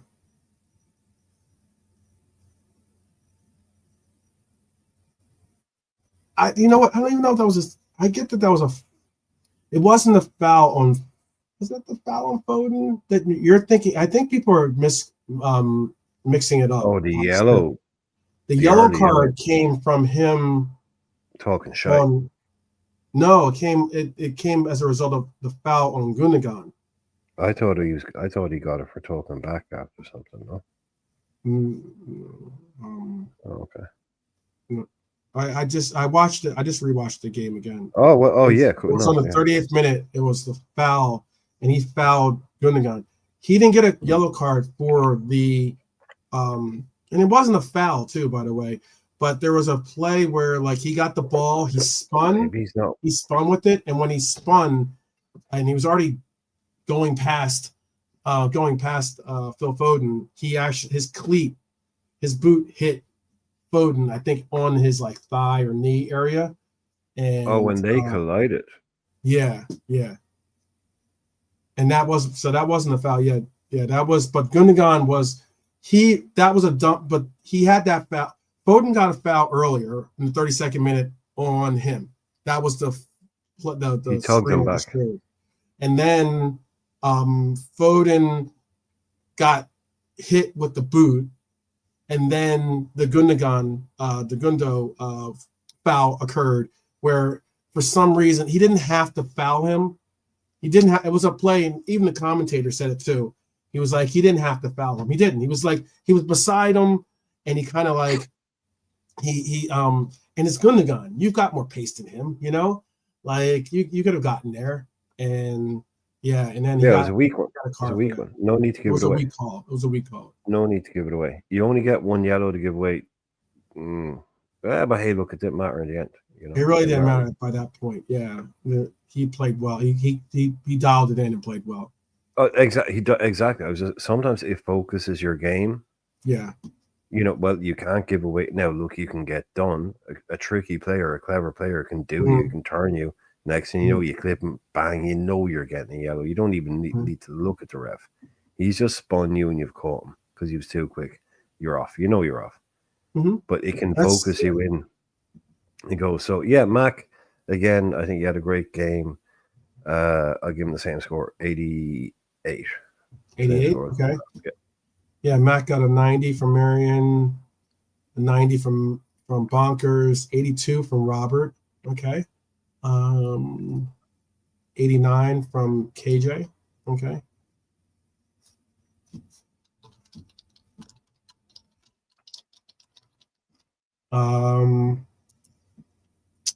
And let's see, Lamante, what was your rating for him, for Macca? Yeah, I think the Real Madrid game is a turning point for Macca. That's the Macca bolt. Yeah, we've seen yesterday the same. Although he didn't score, he got involved in the game. Obviously, his corners for VVD. Another day would have been a goal. Nice touches, 1-2. You know, linking up with Grav and Diaz. Diaz, Salah. Some nice touches, some play linking up. So yeah, man, Mac is, you know, whether it's form or if it's just needed a rest, he's slowly coming back. So for yesterday, I'll give him an 86. Okay. That was a brilliant corner, by the way. That was a brilliant corner. The pace of it was fantastic. Okay. So flash, you know, ping. I had him at an 86 as well. The 82 in the chat. There's a couple of 90s. 82, 90, 90, 89, 80, 88. 88. Okay. 388. Just quickly on Mac before we move on to the next player. Doesn't Mac again remind you of the player that we played against yesterday, a Gundo, but a prime Gundo? Yeah, very much. Very much. Yeah. Very, very much. Yeah. Can do it all. He can play 6, can play 8, can play 10.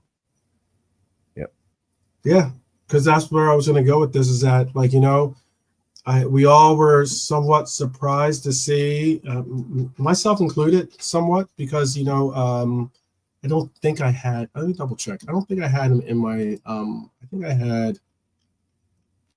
still have my lineup that I picked yesterday.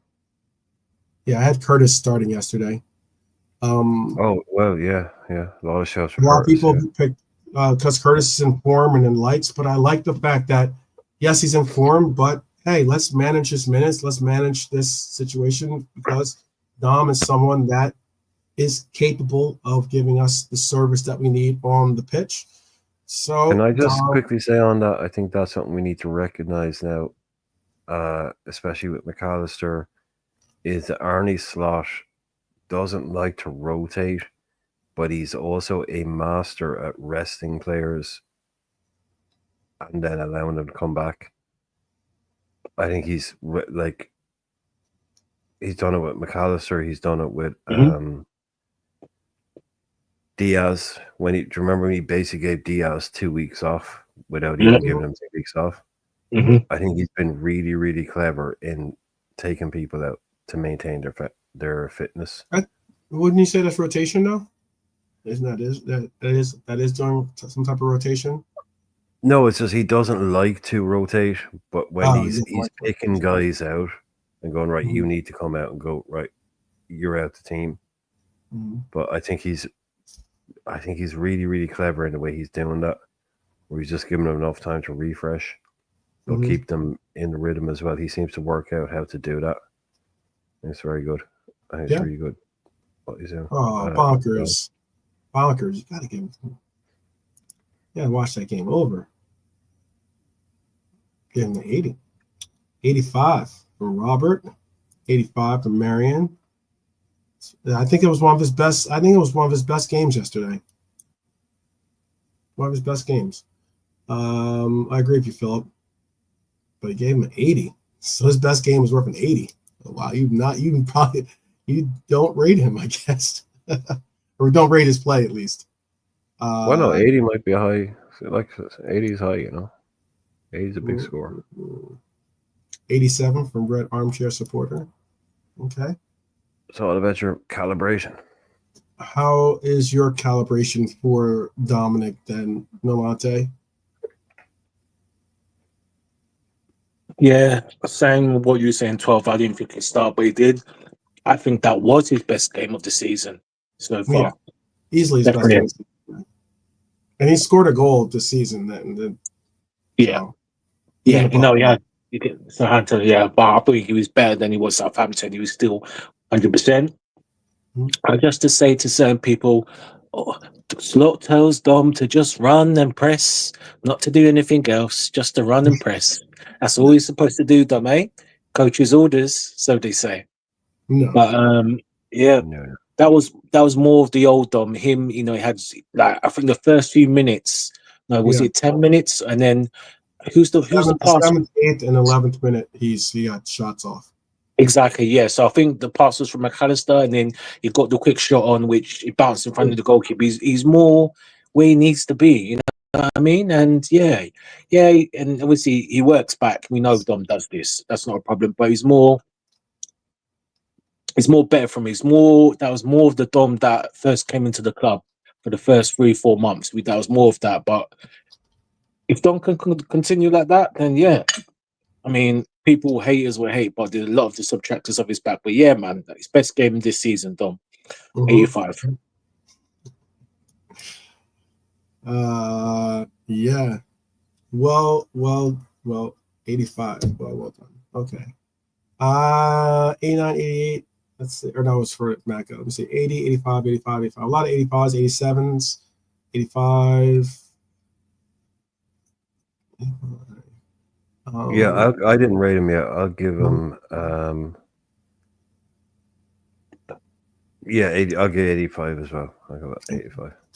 He was engaged. I mean, we needed a lot of his legs, but he was engaged early on, getting shots off. One of those shots I thought was going to score. To tell you the truth, I thought he had a good chance to get a score. It was a really good save by Ortega. Actually, he just kind of stuck out at Paul and just happened to deflect it out.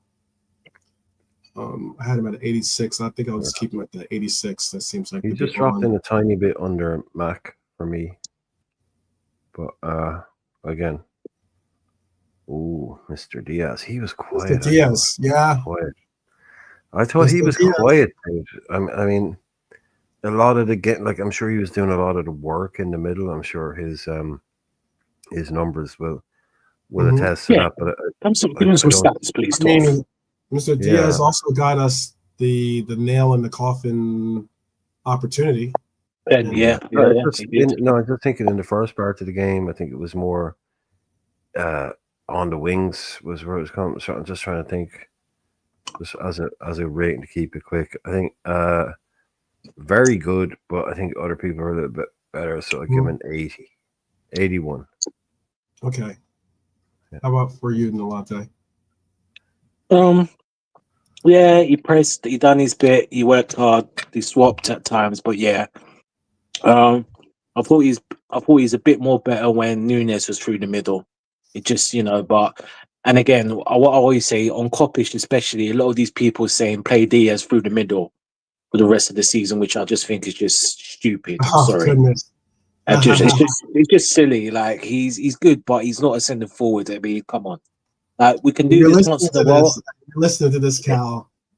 You're listening to this, Cal. Take notes. Cal, yeah, exactly. Listen, mate, I'm sorry. It's just stupid. I'm sorry. I don't know why we're going to win the league with DS through the middle for the rest of the season. No, we're not.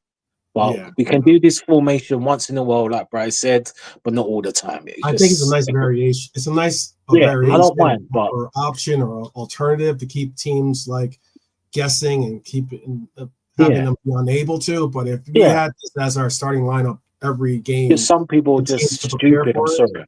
Exactly. Yeah, I don't mind, but not all the time. It just doesn't make sense. But anyway, sorry to hold up. 81. Cool. I gave him an 80. So No, that is a nice point, actually. Just quickly on that is like if the whole Liverpool were predictable kind of thing. I mean, if you didn't know whether we were going to be starting Diaz or Nunes up front, that's two different players. That's a nice bit of a curveball to be able to have in your pocket. Yeah, I'm seeing horses for courses being thrown out there by Pops and by Red Armchair Support. I think that it's just everyone can have their own opinions, certainly, but I just think that I agree with Nolante. I don't think that. I think it's a nice variable or option to be able to put into a wrinkle. I guess a better way to say it, maybe a wrinkle in the schemes, but I don't think it's I wouldn't go as it should be our first option always. It should be okay. That's what they mean by horses for courses. Means like you change, per game. Mm-hmm. Horses for course means you play whatever player suits the game in front of you. So I thought you were talking about about the opinions of. Oh no, yeah, no, it's like so it's like if Diaz, if he suits, it's like whichever player suits the game. It's nice to be able to change it up. Yeah, Cody, here we go, man. That's why it's good. I mean, look, Cody, Asian Cody, by the way, Cody for duty. I like it, man. Ghosting into the back post. He must be offside. He couldn't possibly have that much time and space, could he? It must be offside. Manchester City, a team that good, they couldn't possibly allow that much time and space at the back, could they? It must be. No, it was a simple little tap in. Yeah. Oh, man. What an opener. Yeah. That set the tone. These guys were not a beautiful little ball. And the interview from Mo afterwards, where the guy says to him, that was a great ball into the box. And Mo's like, looks in kind of side eyes. I'm a great player. Yeah. I'm a good player. What do you think? And he's like, okay, but you're looking at that, you're waiting for the VAR because it couldn't be that easy, surely. Cody just strolling in. Yeah, that was a lot of people's responses. Tap in at the back on post. Some of the on a lot of the watch-alongs and the likes or the reaction shows, the reactionary shows. A lot of people are like, he's got to be offside. He's got to be offside. Yeah. No. Keep hoping. Pure. That was a proper. Do you know what that was, Twelfman? That was a proper Man City goal. That one free guy in the area tapping it in like Raheem Sterling used to do. It was like we did to them what they used to do to people. For me, it was a proper Bobby goal because Bobby had so many of those, like just being just being able to know when to be in the right spot and have an easy. I'm just saying for tap-ins. Like to do it like that's their preferred way of scoring. Like we did to City, what City used to do to people. Sure. Yeah, I get what you're saying. We just hit to them without the tap in at the back post where it does like because it was all on the ball. We were watching together. It was all on the ball. He didn't need to finish it. He just literally needed to get his body in front of it. Yeah. And it goes in the goal. Strike it. Just get in front of it and it'll go in naturally. Perfect.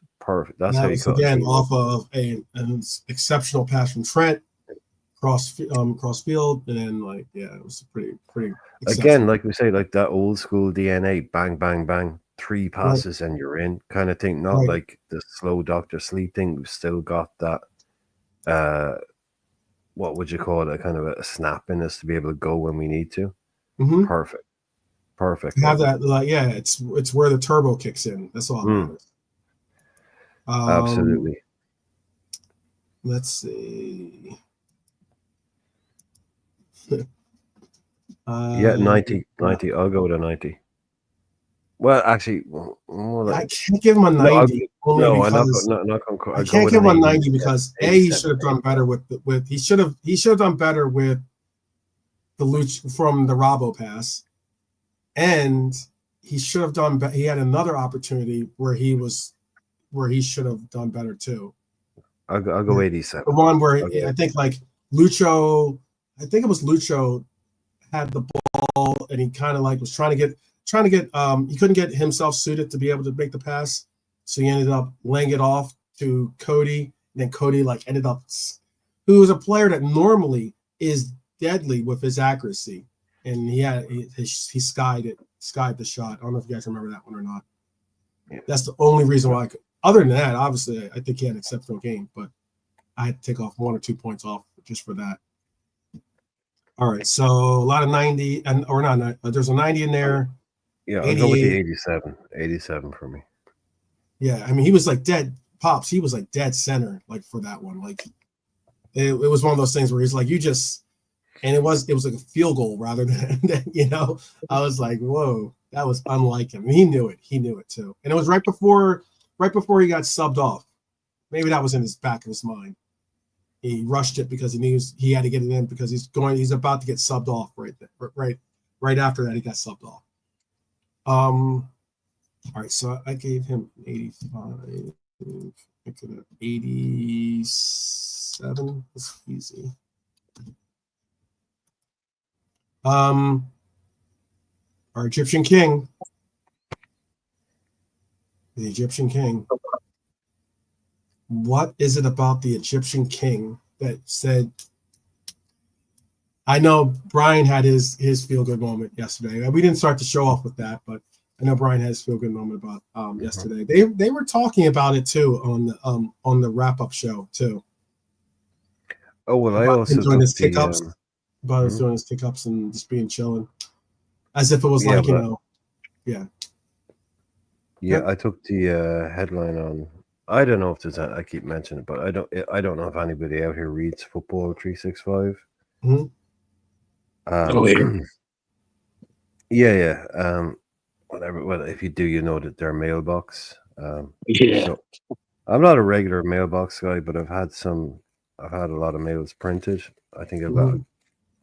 But basically, what I want to brag, if you send a mail in and you get printed, right, that gets printed, right? Mm-hmm. But then there's the mails that they actually take a quote from your mail and then they use it as a headline for the article on the site that you click into. And then there's that, and then you get top mail, which is first mail in the mailbox. So I've had a few hat tricks in my time, but I had another hat trick today. So if you click onto Football 365 today, you will see their later mailbox, and the headline for it will be a quote from my mail, which is basically me doing their job for them. So I have a very good record, but I'm very proud of my mailbox record on F365. But I've had them quoted before. I've had my mails brought up on their Twitter show and talked about. I've been complimented a lot on their show, and it's a site I love. I've been writing into it for over 20 years now. So when I do get them, or reading it for over 20 years now. So when I do write in, I like to make sure I make an impression. So yeah, I got the headline today. That's my third headline on F365, and top mail. So yeah, and all for 2 paragraphs. All for 2 paragraphs. You don't have to write. You don't have to write this big long shit, man. It's 2 little paragraphs. It's got to be impactful. So yeah, that made my day. That made my day. I didn't want to bring it up. But I did. A lot of 90s out there. What was your score for Mo again? What'd you say? What's your score? Who you asking? You, Brian. Oh, me. Oh,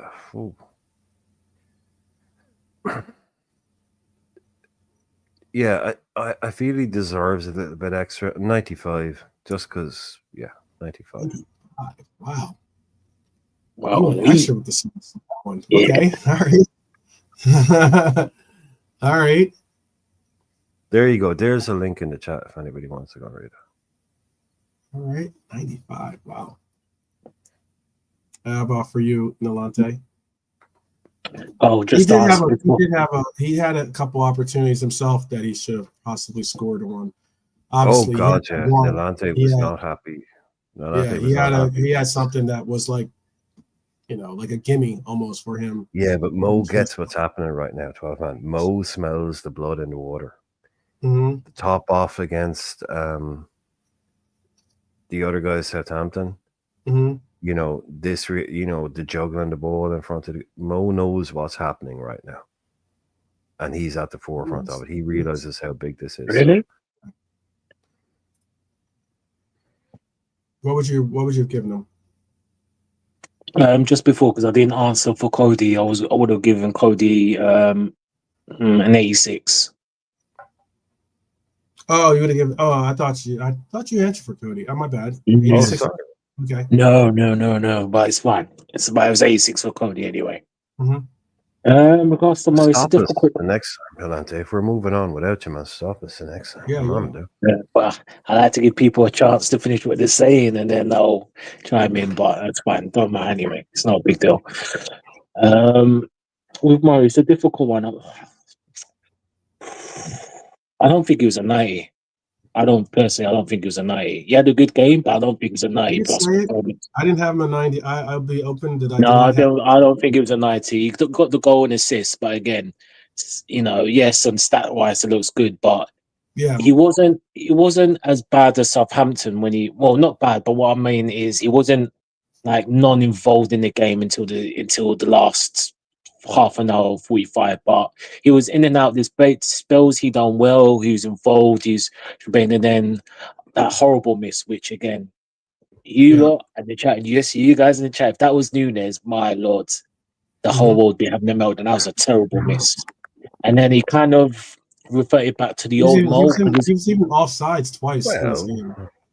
He's not offsides too often, but he's even offsides twice. I know people get on Nunez for being offsides, which is rightfully so. He shouldn't be offsides, or you should be able to time your runs better. But like, great game. No, I'm just giving him 10. Yeah, I don't want to. Do you know what I'm doing, man? Yeah. I'm giving him points for vibes because right now Mo is vibes. He's that extra bit of sauce on top. And exactly, Pops. Why do we do the what if it was Nunes thing? Exactly. To me, because it's interesting. I know, but can I just finish? It's true. No, I know, but I just finished. I just say, for me right now, Mo he's like the ringleader right now. He's the one who gets what's happening. So for me, he's getting that extra bit, and I'm in a good mood, so I'm getting that extra. But to me, he's bringing the consistency. But I think he's the one that realizes more than anything, maybe this could be my last year here, and I want to win a league. If it is, I want to win a league title, and I'm going to make sure it's going to be fun. I just like it. I just like the way he's doing it. And it was funny when someone said maybe if he'd take a haircut on his salary, it's like, well, no, whatever Mo does, don't make him have a haircut. He's doing a reverse Samson right now. Get him more hair transplants if that's what he needs. We can go from there. Yeah. Mo is leading from the front. That's what Pops is saying. Pops and Laszlo. I know, Marion. So where it's up to point. No, Pops, look. No one's picking on nobody was picking on Darwin. Okay. Nobody picked on Darwin. But it would have been. That's what I'm saying. And Pops, exactly. No, but you were saying that if Darwin Nunes had missed that chance that he didn't take, it's not be real. Listen, that's all we're saying. We're just saying keep the same energy. That's all we're trying to say. It's like keep the same energy. That's it. Listen, I'm not that way, but we just can't be so critical of his off being offside and missing a shot, and then like Mo misses something that he normally could probably score blindfolded. And let me play. Okay, let me play the game properly. I know, Brian. I let you finish. Let me finish.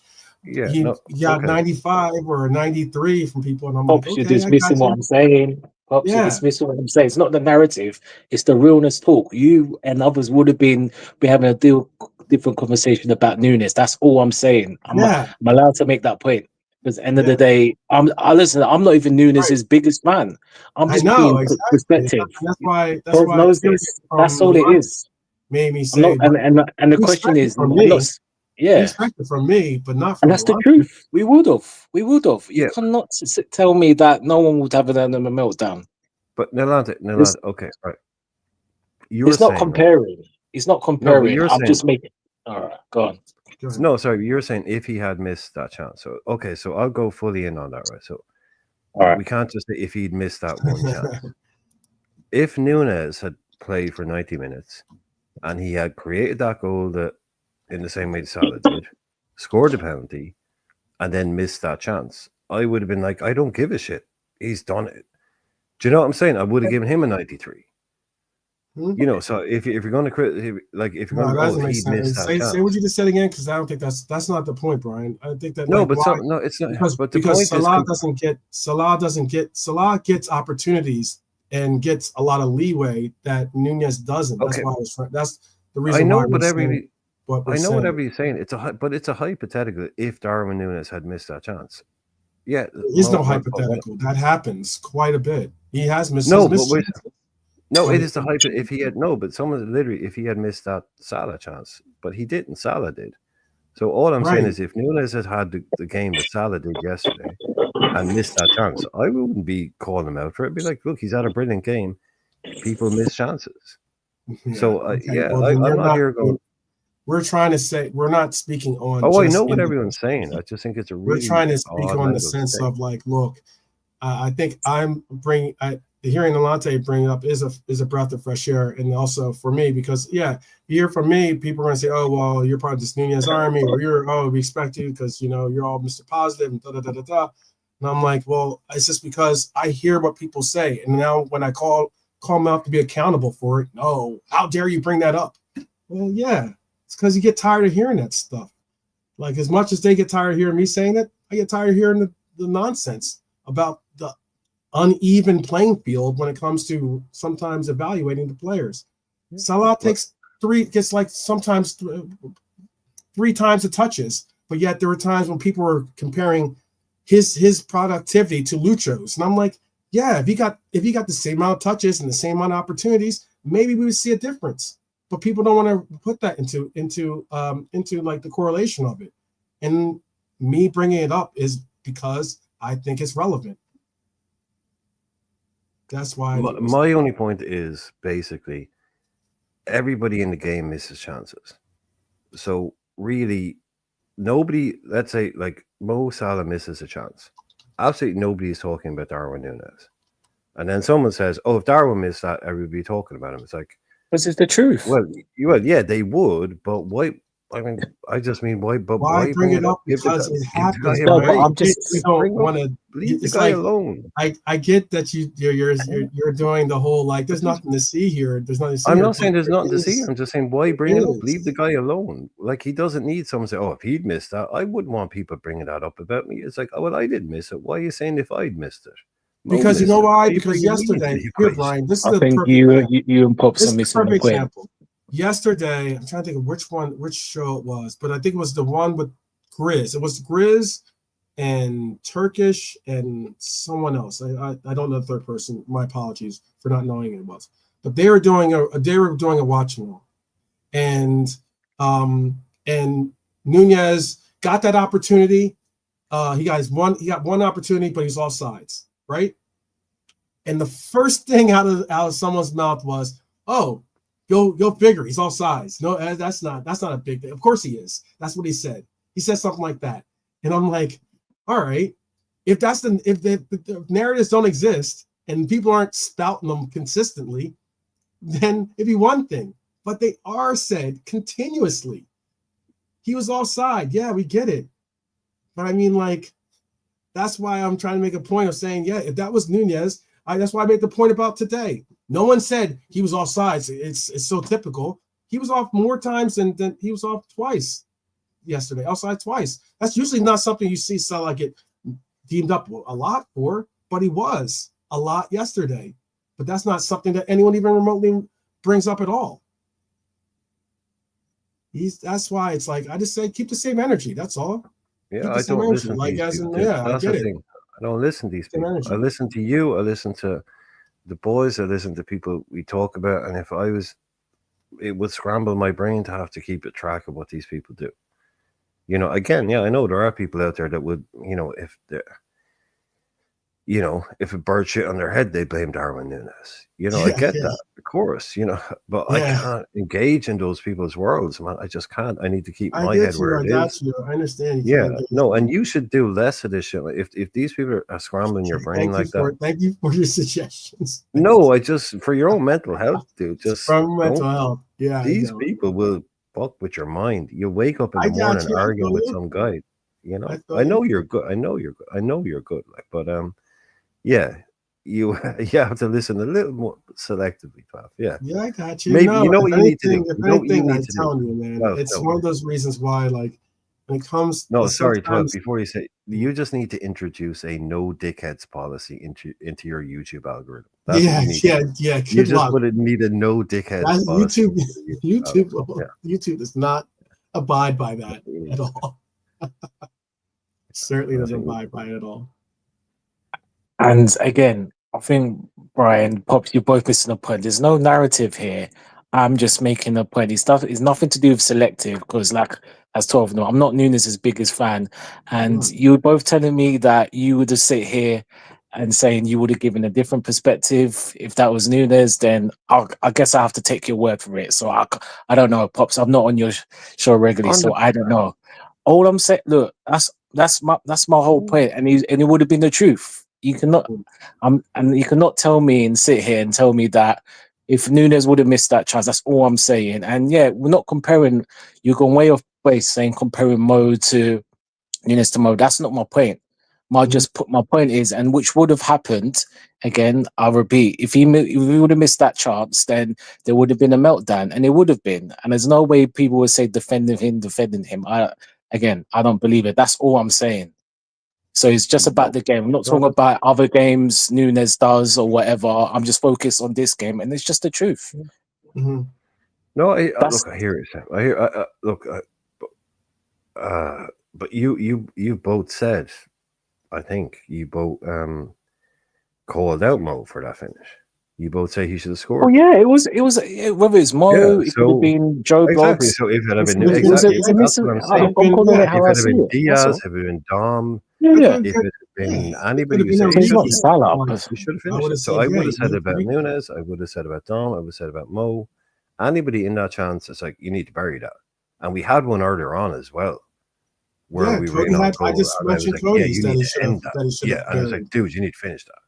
And Cody I don't care if your name I think is. Cody's more accurate than Salah with this. I think It doesn't care. Yeah, I don't care who they are. Man. When they're in a is. position like that, I'm calling them out. Absolutely. But you called them out. You said Mo pulled out a terrible finish there. So I hope you'd say the same about Nunes. I would say same about Nunes, same about Mo. In that position, whoever was in on goal there needs to score it. But look, we come away from it. These are only the minor details. You know, these are only the minor details. We've we've got players now. He should have at least hit the target. Absolutely should have. That was definitely not good. Yeah, it's very Mo, isn't it? Cody should have at least put it on net. You know, he didn't he skied it over the bar.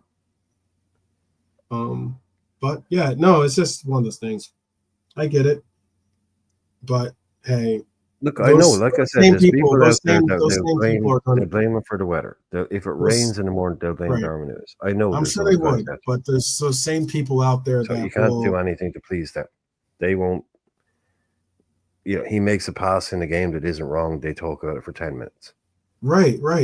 That's those people, and that's why I get that people. I can often be on the defense league for some of these players, but yeah, I get there sometimes because I'm just like if you're gonna have one set of playing, if the goalposts are gonna be set for one player, then why can't they be set for that other player too to be in the same position or spot? It often isn't the case. And often those narratives or agendas in some aspects get so ingrained that you can't avoid them no matter what. Like even when you're trying to discuss just this game, people will bring up things from last year, which is Darwin, as Bob said, Darwin hasn't had a problem with being offsides this year. He hasn't. Oh, Slots fixed that, man. Yeah, he hasn't had a problem being offsides this year. But for someone to say that is obviously someone that has either an agenda or something, because now you're sitting there going that's not even a part of his game any longer, really, and yet you're still referencing it as if it is a major part of it of his DNA. So that's why I hear those things.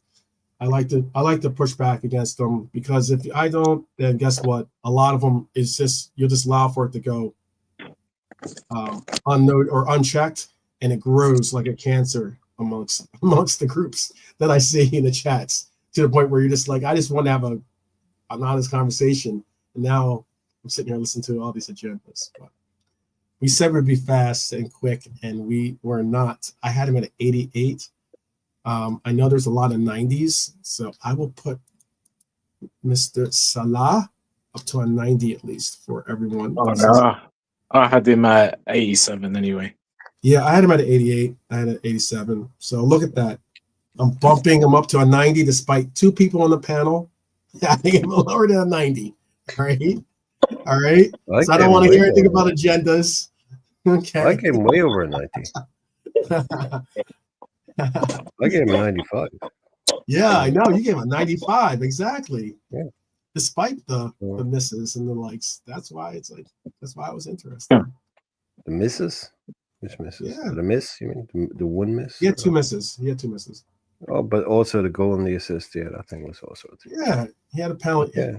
He had a goal. Yeah. Yes, he did. He had a goal from the penalty spot. Yes, he did. And that's a goal. And an assist. And assist from goal. And an assist too. Yeah, yes. All right. Let's get into these subs so we can get into the player of the thing. We're only gonna do one sub. Guess who it is? All right, this is another 10 minutes on the clock. Past the 3-hour mark. Yes. Right. Yes, Brian, you're on the clock along with Pops and everyone else. Tell me what you guys thought about Darwin, since Darwin's, I think, the only player that really had any bit of Darwin and Kwanzaa are the only two players that had any. Actually, we have two players, Darwin and Kwanzaa. Everyone else, Curtis Jones got in, but he got in at the 84th minute, and Harvey Elliott got in. And I'm happy. That was a high point, by the way, very, very big high point. Harvey got in, but it was at the 91st minute. Time. So I'm not gonna rate Curtis, and I won't rate Harvey since it's not that much time. But Kwanzaa and Nunez both got in at 73 minutes.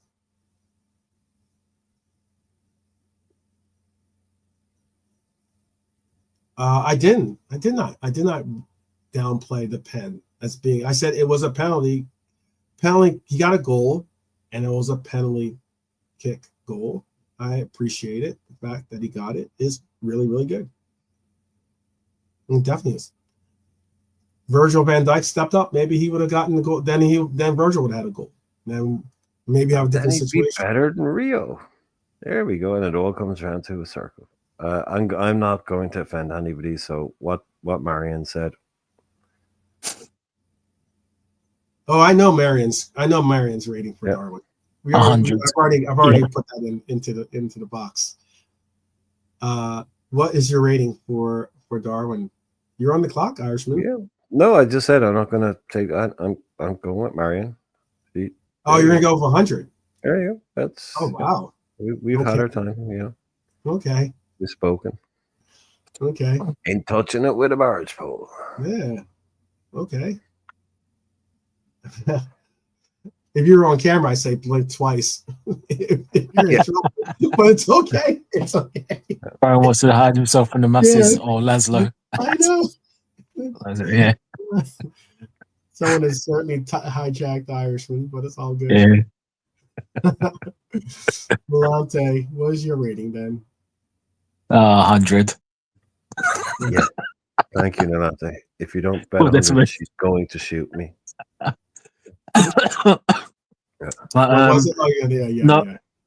No, Darwin. No, he had a good cameo, to be fair, and obviously he helped with the build up to the penalties. So yeah, and what Brian predicted before the start in terms of Darwin, he was kind of right, to be honest.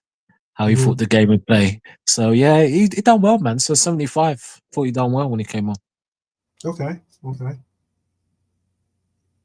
Nice. You'll be getting to pump up his score a little bit. I had him at 79. So I thought he came in. He did well. He's more of his work off the ball than it was for He certainly wanted to get involved. That's probably why he was off.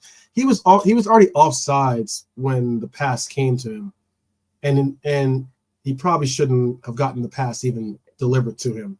He was offside. He knew it, but by the time he got the pass, he just turned and said, "Well, let me get a crack at goal here." Story of my life, baby.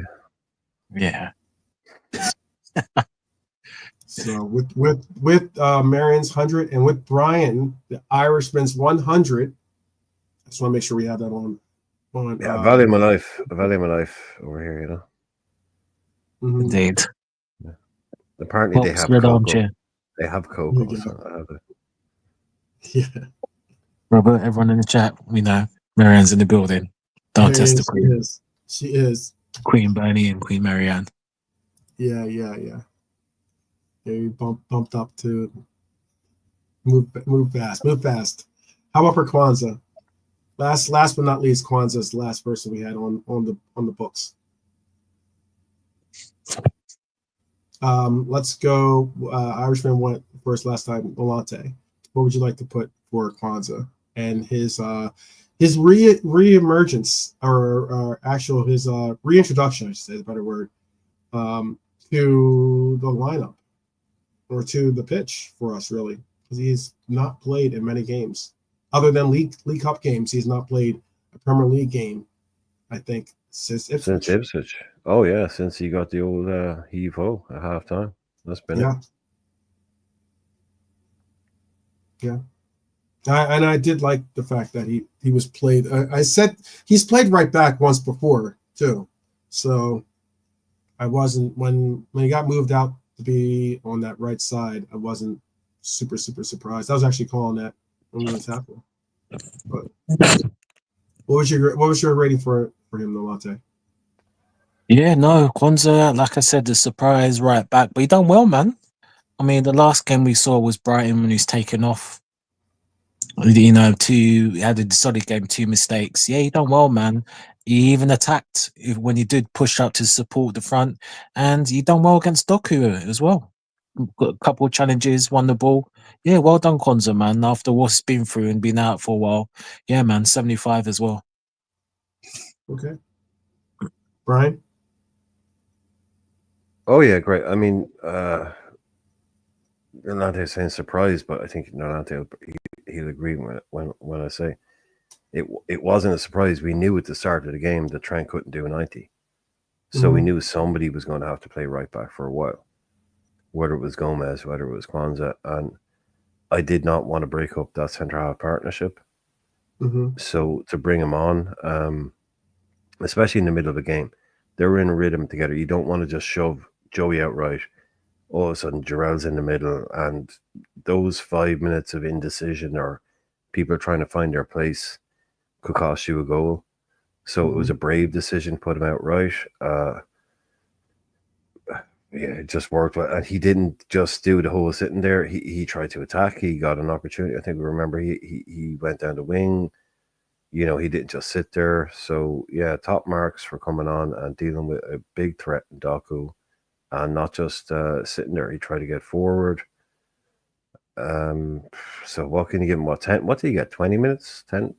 He got the same as Darwin and him subbed at the same time. He was subbed in at the 73rd minute. So a little bit. 25. Yeah, that's a good enough time. That's a good enough time to give him a proper rating. 25 minutes. Yeah, 75. Yeah, 75. I'll give 75. That sounds about right. Okay. All right. What did I have for that? I had him at a 76 myself. 83 from Robert, 80 from Marion, 83 from Bonkers. Okay. We have seen plenty of size play with 4 center backs, so he showed he has some versatility, certainly so. Move from Mr. Locke and didn't let us down. Gave him a 70. Okay. I thought it was a good move, to tell you the truth, because he wasn't certainly, despite Doku absolutely trying to terrorize us on that wing, you're definitely going to see some center half strength be applied to the right side. So I guess let me bump up. 76. I think 76 is right in between where everyone went. Maybe give him 77, maybe 76 is good. And now we have Arnie, and then we have the player of the match. So Arnie Slot. What would you rate Arnie Slot, Brian? Oh crap! I forgot about the manager one. Yeah, we have to do the manager. Arnie. What to get wrong? Nothing. Got 95. Okay. 95. Nolate? Yeah. 93 for me. 93. Okay. Got pretty much everything right. I mean, I can't think of. Robert, You 95. got to keep those hundreds in the back pocket. You know, got to keep those hundreds. But yeah, I don't think you got anything wrong. So Yeah. I do my scale is set to the school grade scale that we have here on this side of the pond, which is like a C grade is anywhere between 70 to 80, or 79. 70 to 79 is a C, 80 to 89 is a B, 90 to 99 obviously is an A, 60 to 69 is a D, and everything else is pretty much a failing grade once you get past into the 50s. So Mr. Locke was a boss for Pops, got a 95. Arnie was Marion's man of the match. Slot got a 95 from Robert. Oh, wow, I have like the lowest grade of everyone. I had him at a 90. So I will adjust accordingly and make it a 93. Pretty close.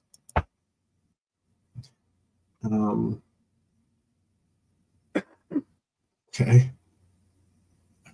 I don't know where Pops got to drop a pause after that one. I don't know what that is. Yeah, I'll drop a pause in there. I know he doesn't do pauses, but I think that might be necessary for that comment.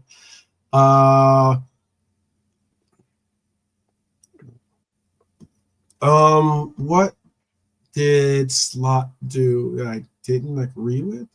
There really wasn't much that I didn't agree with. However,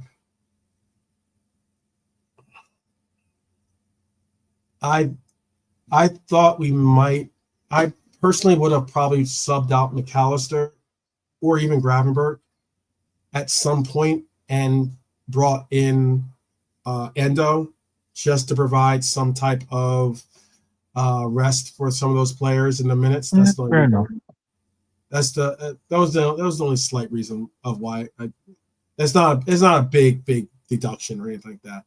I would have probably given him like a 92 or 93 or something like that, 90 somewhere in that range. But yeah, I took a point off only because we have five subs, and the Elliott sub was good because that's just allowing for the player to be reintroduced, not necessarily on the road, but at least be brought back in front of the Anfield crowd. That's definitely a positive. But I just personally would have brought in. I want to see Gravenberg and Maka be properly maintenanced so they don't get too worn out. That's all. And especially Gravenberg being on a yellow too. Mess around, have something stupid happen, and have him get 2 yellows. So yeah, that would have been cool. That would have definitely been cool. That would definitely be cool if we had the gum shield Gorgon just drop one on Silva after. I'm sure he would have. I would have loved to have seen that happen. Actually, he definitely deserved it after that tackle on Salah.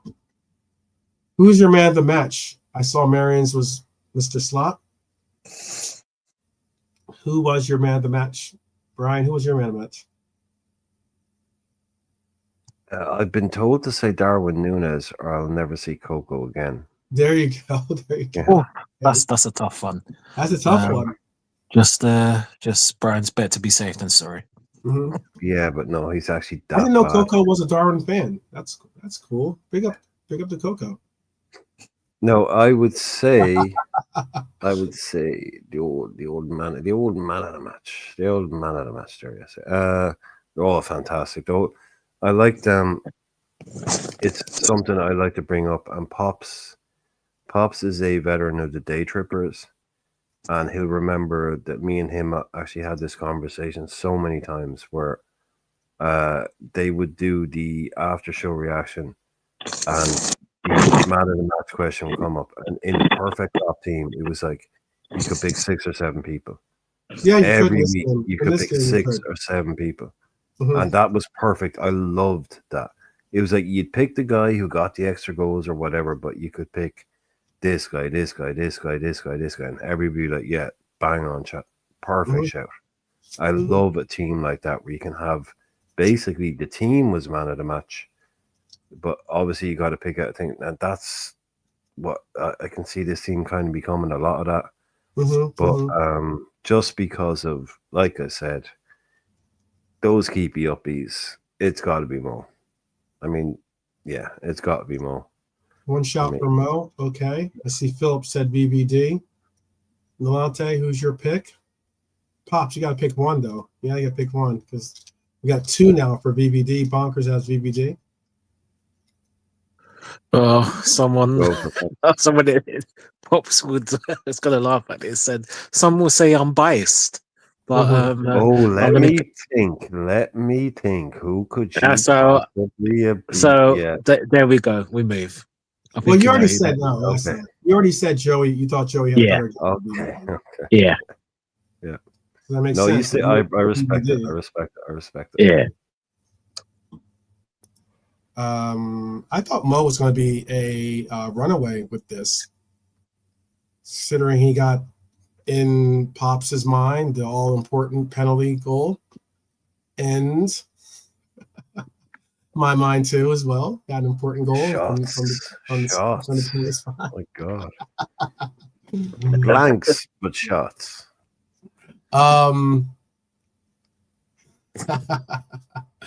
Which I thought Mo was going to run away with this one.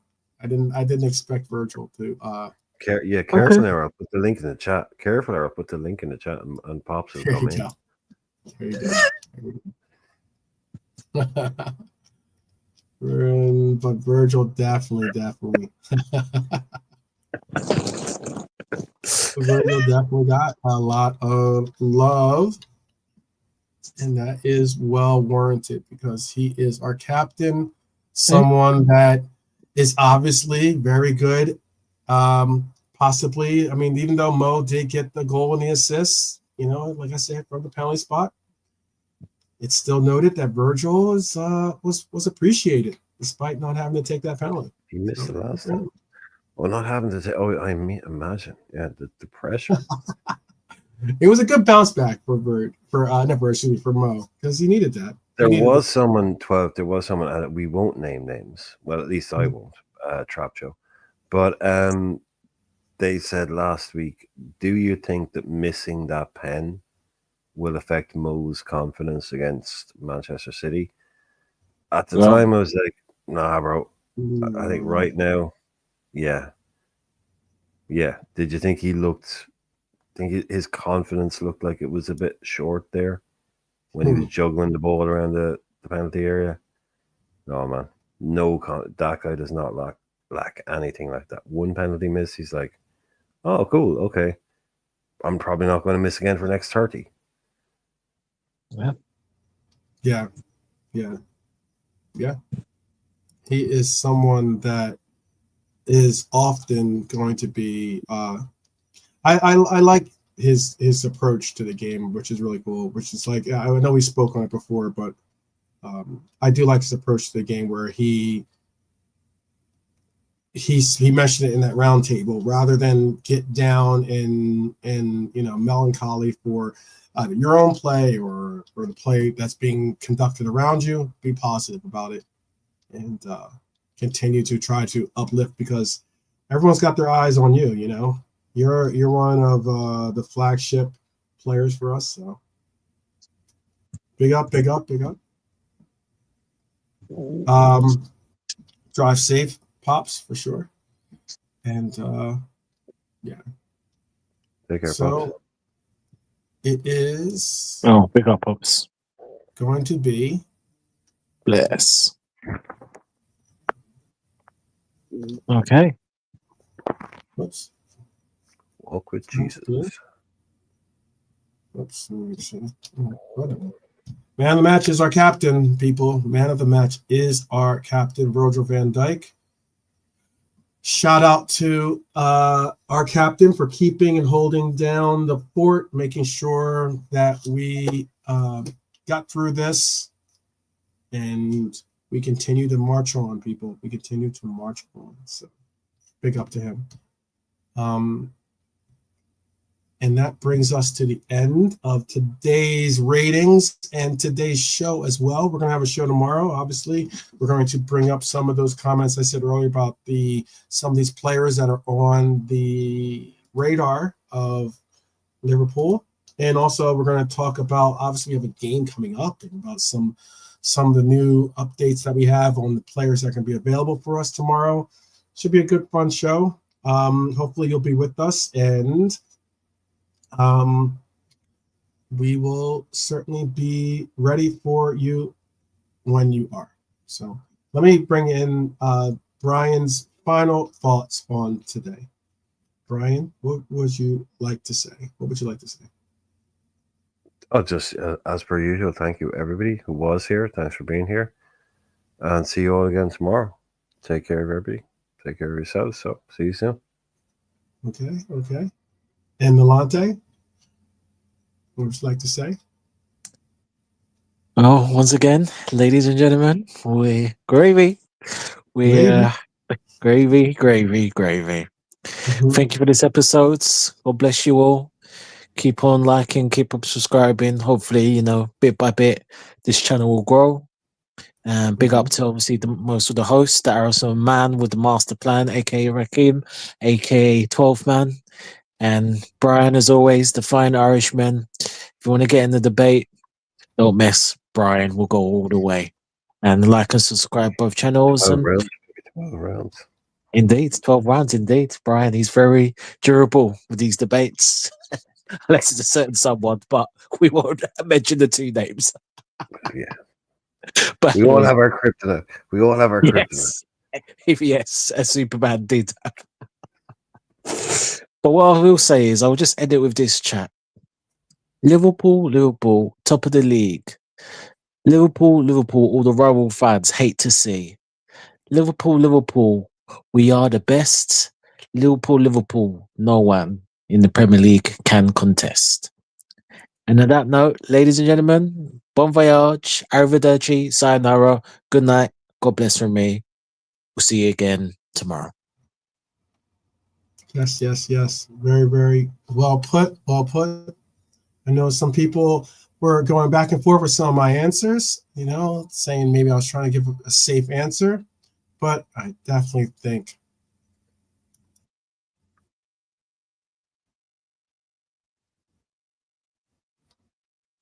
hopefully you can hear him. There you go, people. You're a little bit. Hopefully you heard that, because I know sometimes the audio doesn't cooperate the way I would like for it to cooperate, but it all comes down to gravy. Well said, Nolante, and also it didn't pop up. Oh, it didn't pop up. Of course it did. No, it didn't pop up. Yeah. Wah. Yeah. There you go. But yeah, I definitely appreciate each and every one of you guys for tuning in. We will be back tomorrow, like I said. So hopefully you will be with us tomorrow. And like we always like to say, it is always up the Reds. And I would also say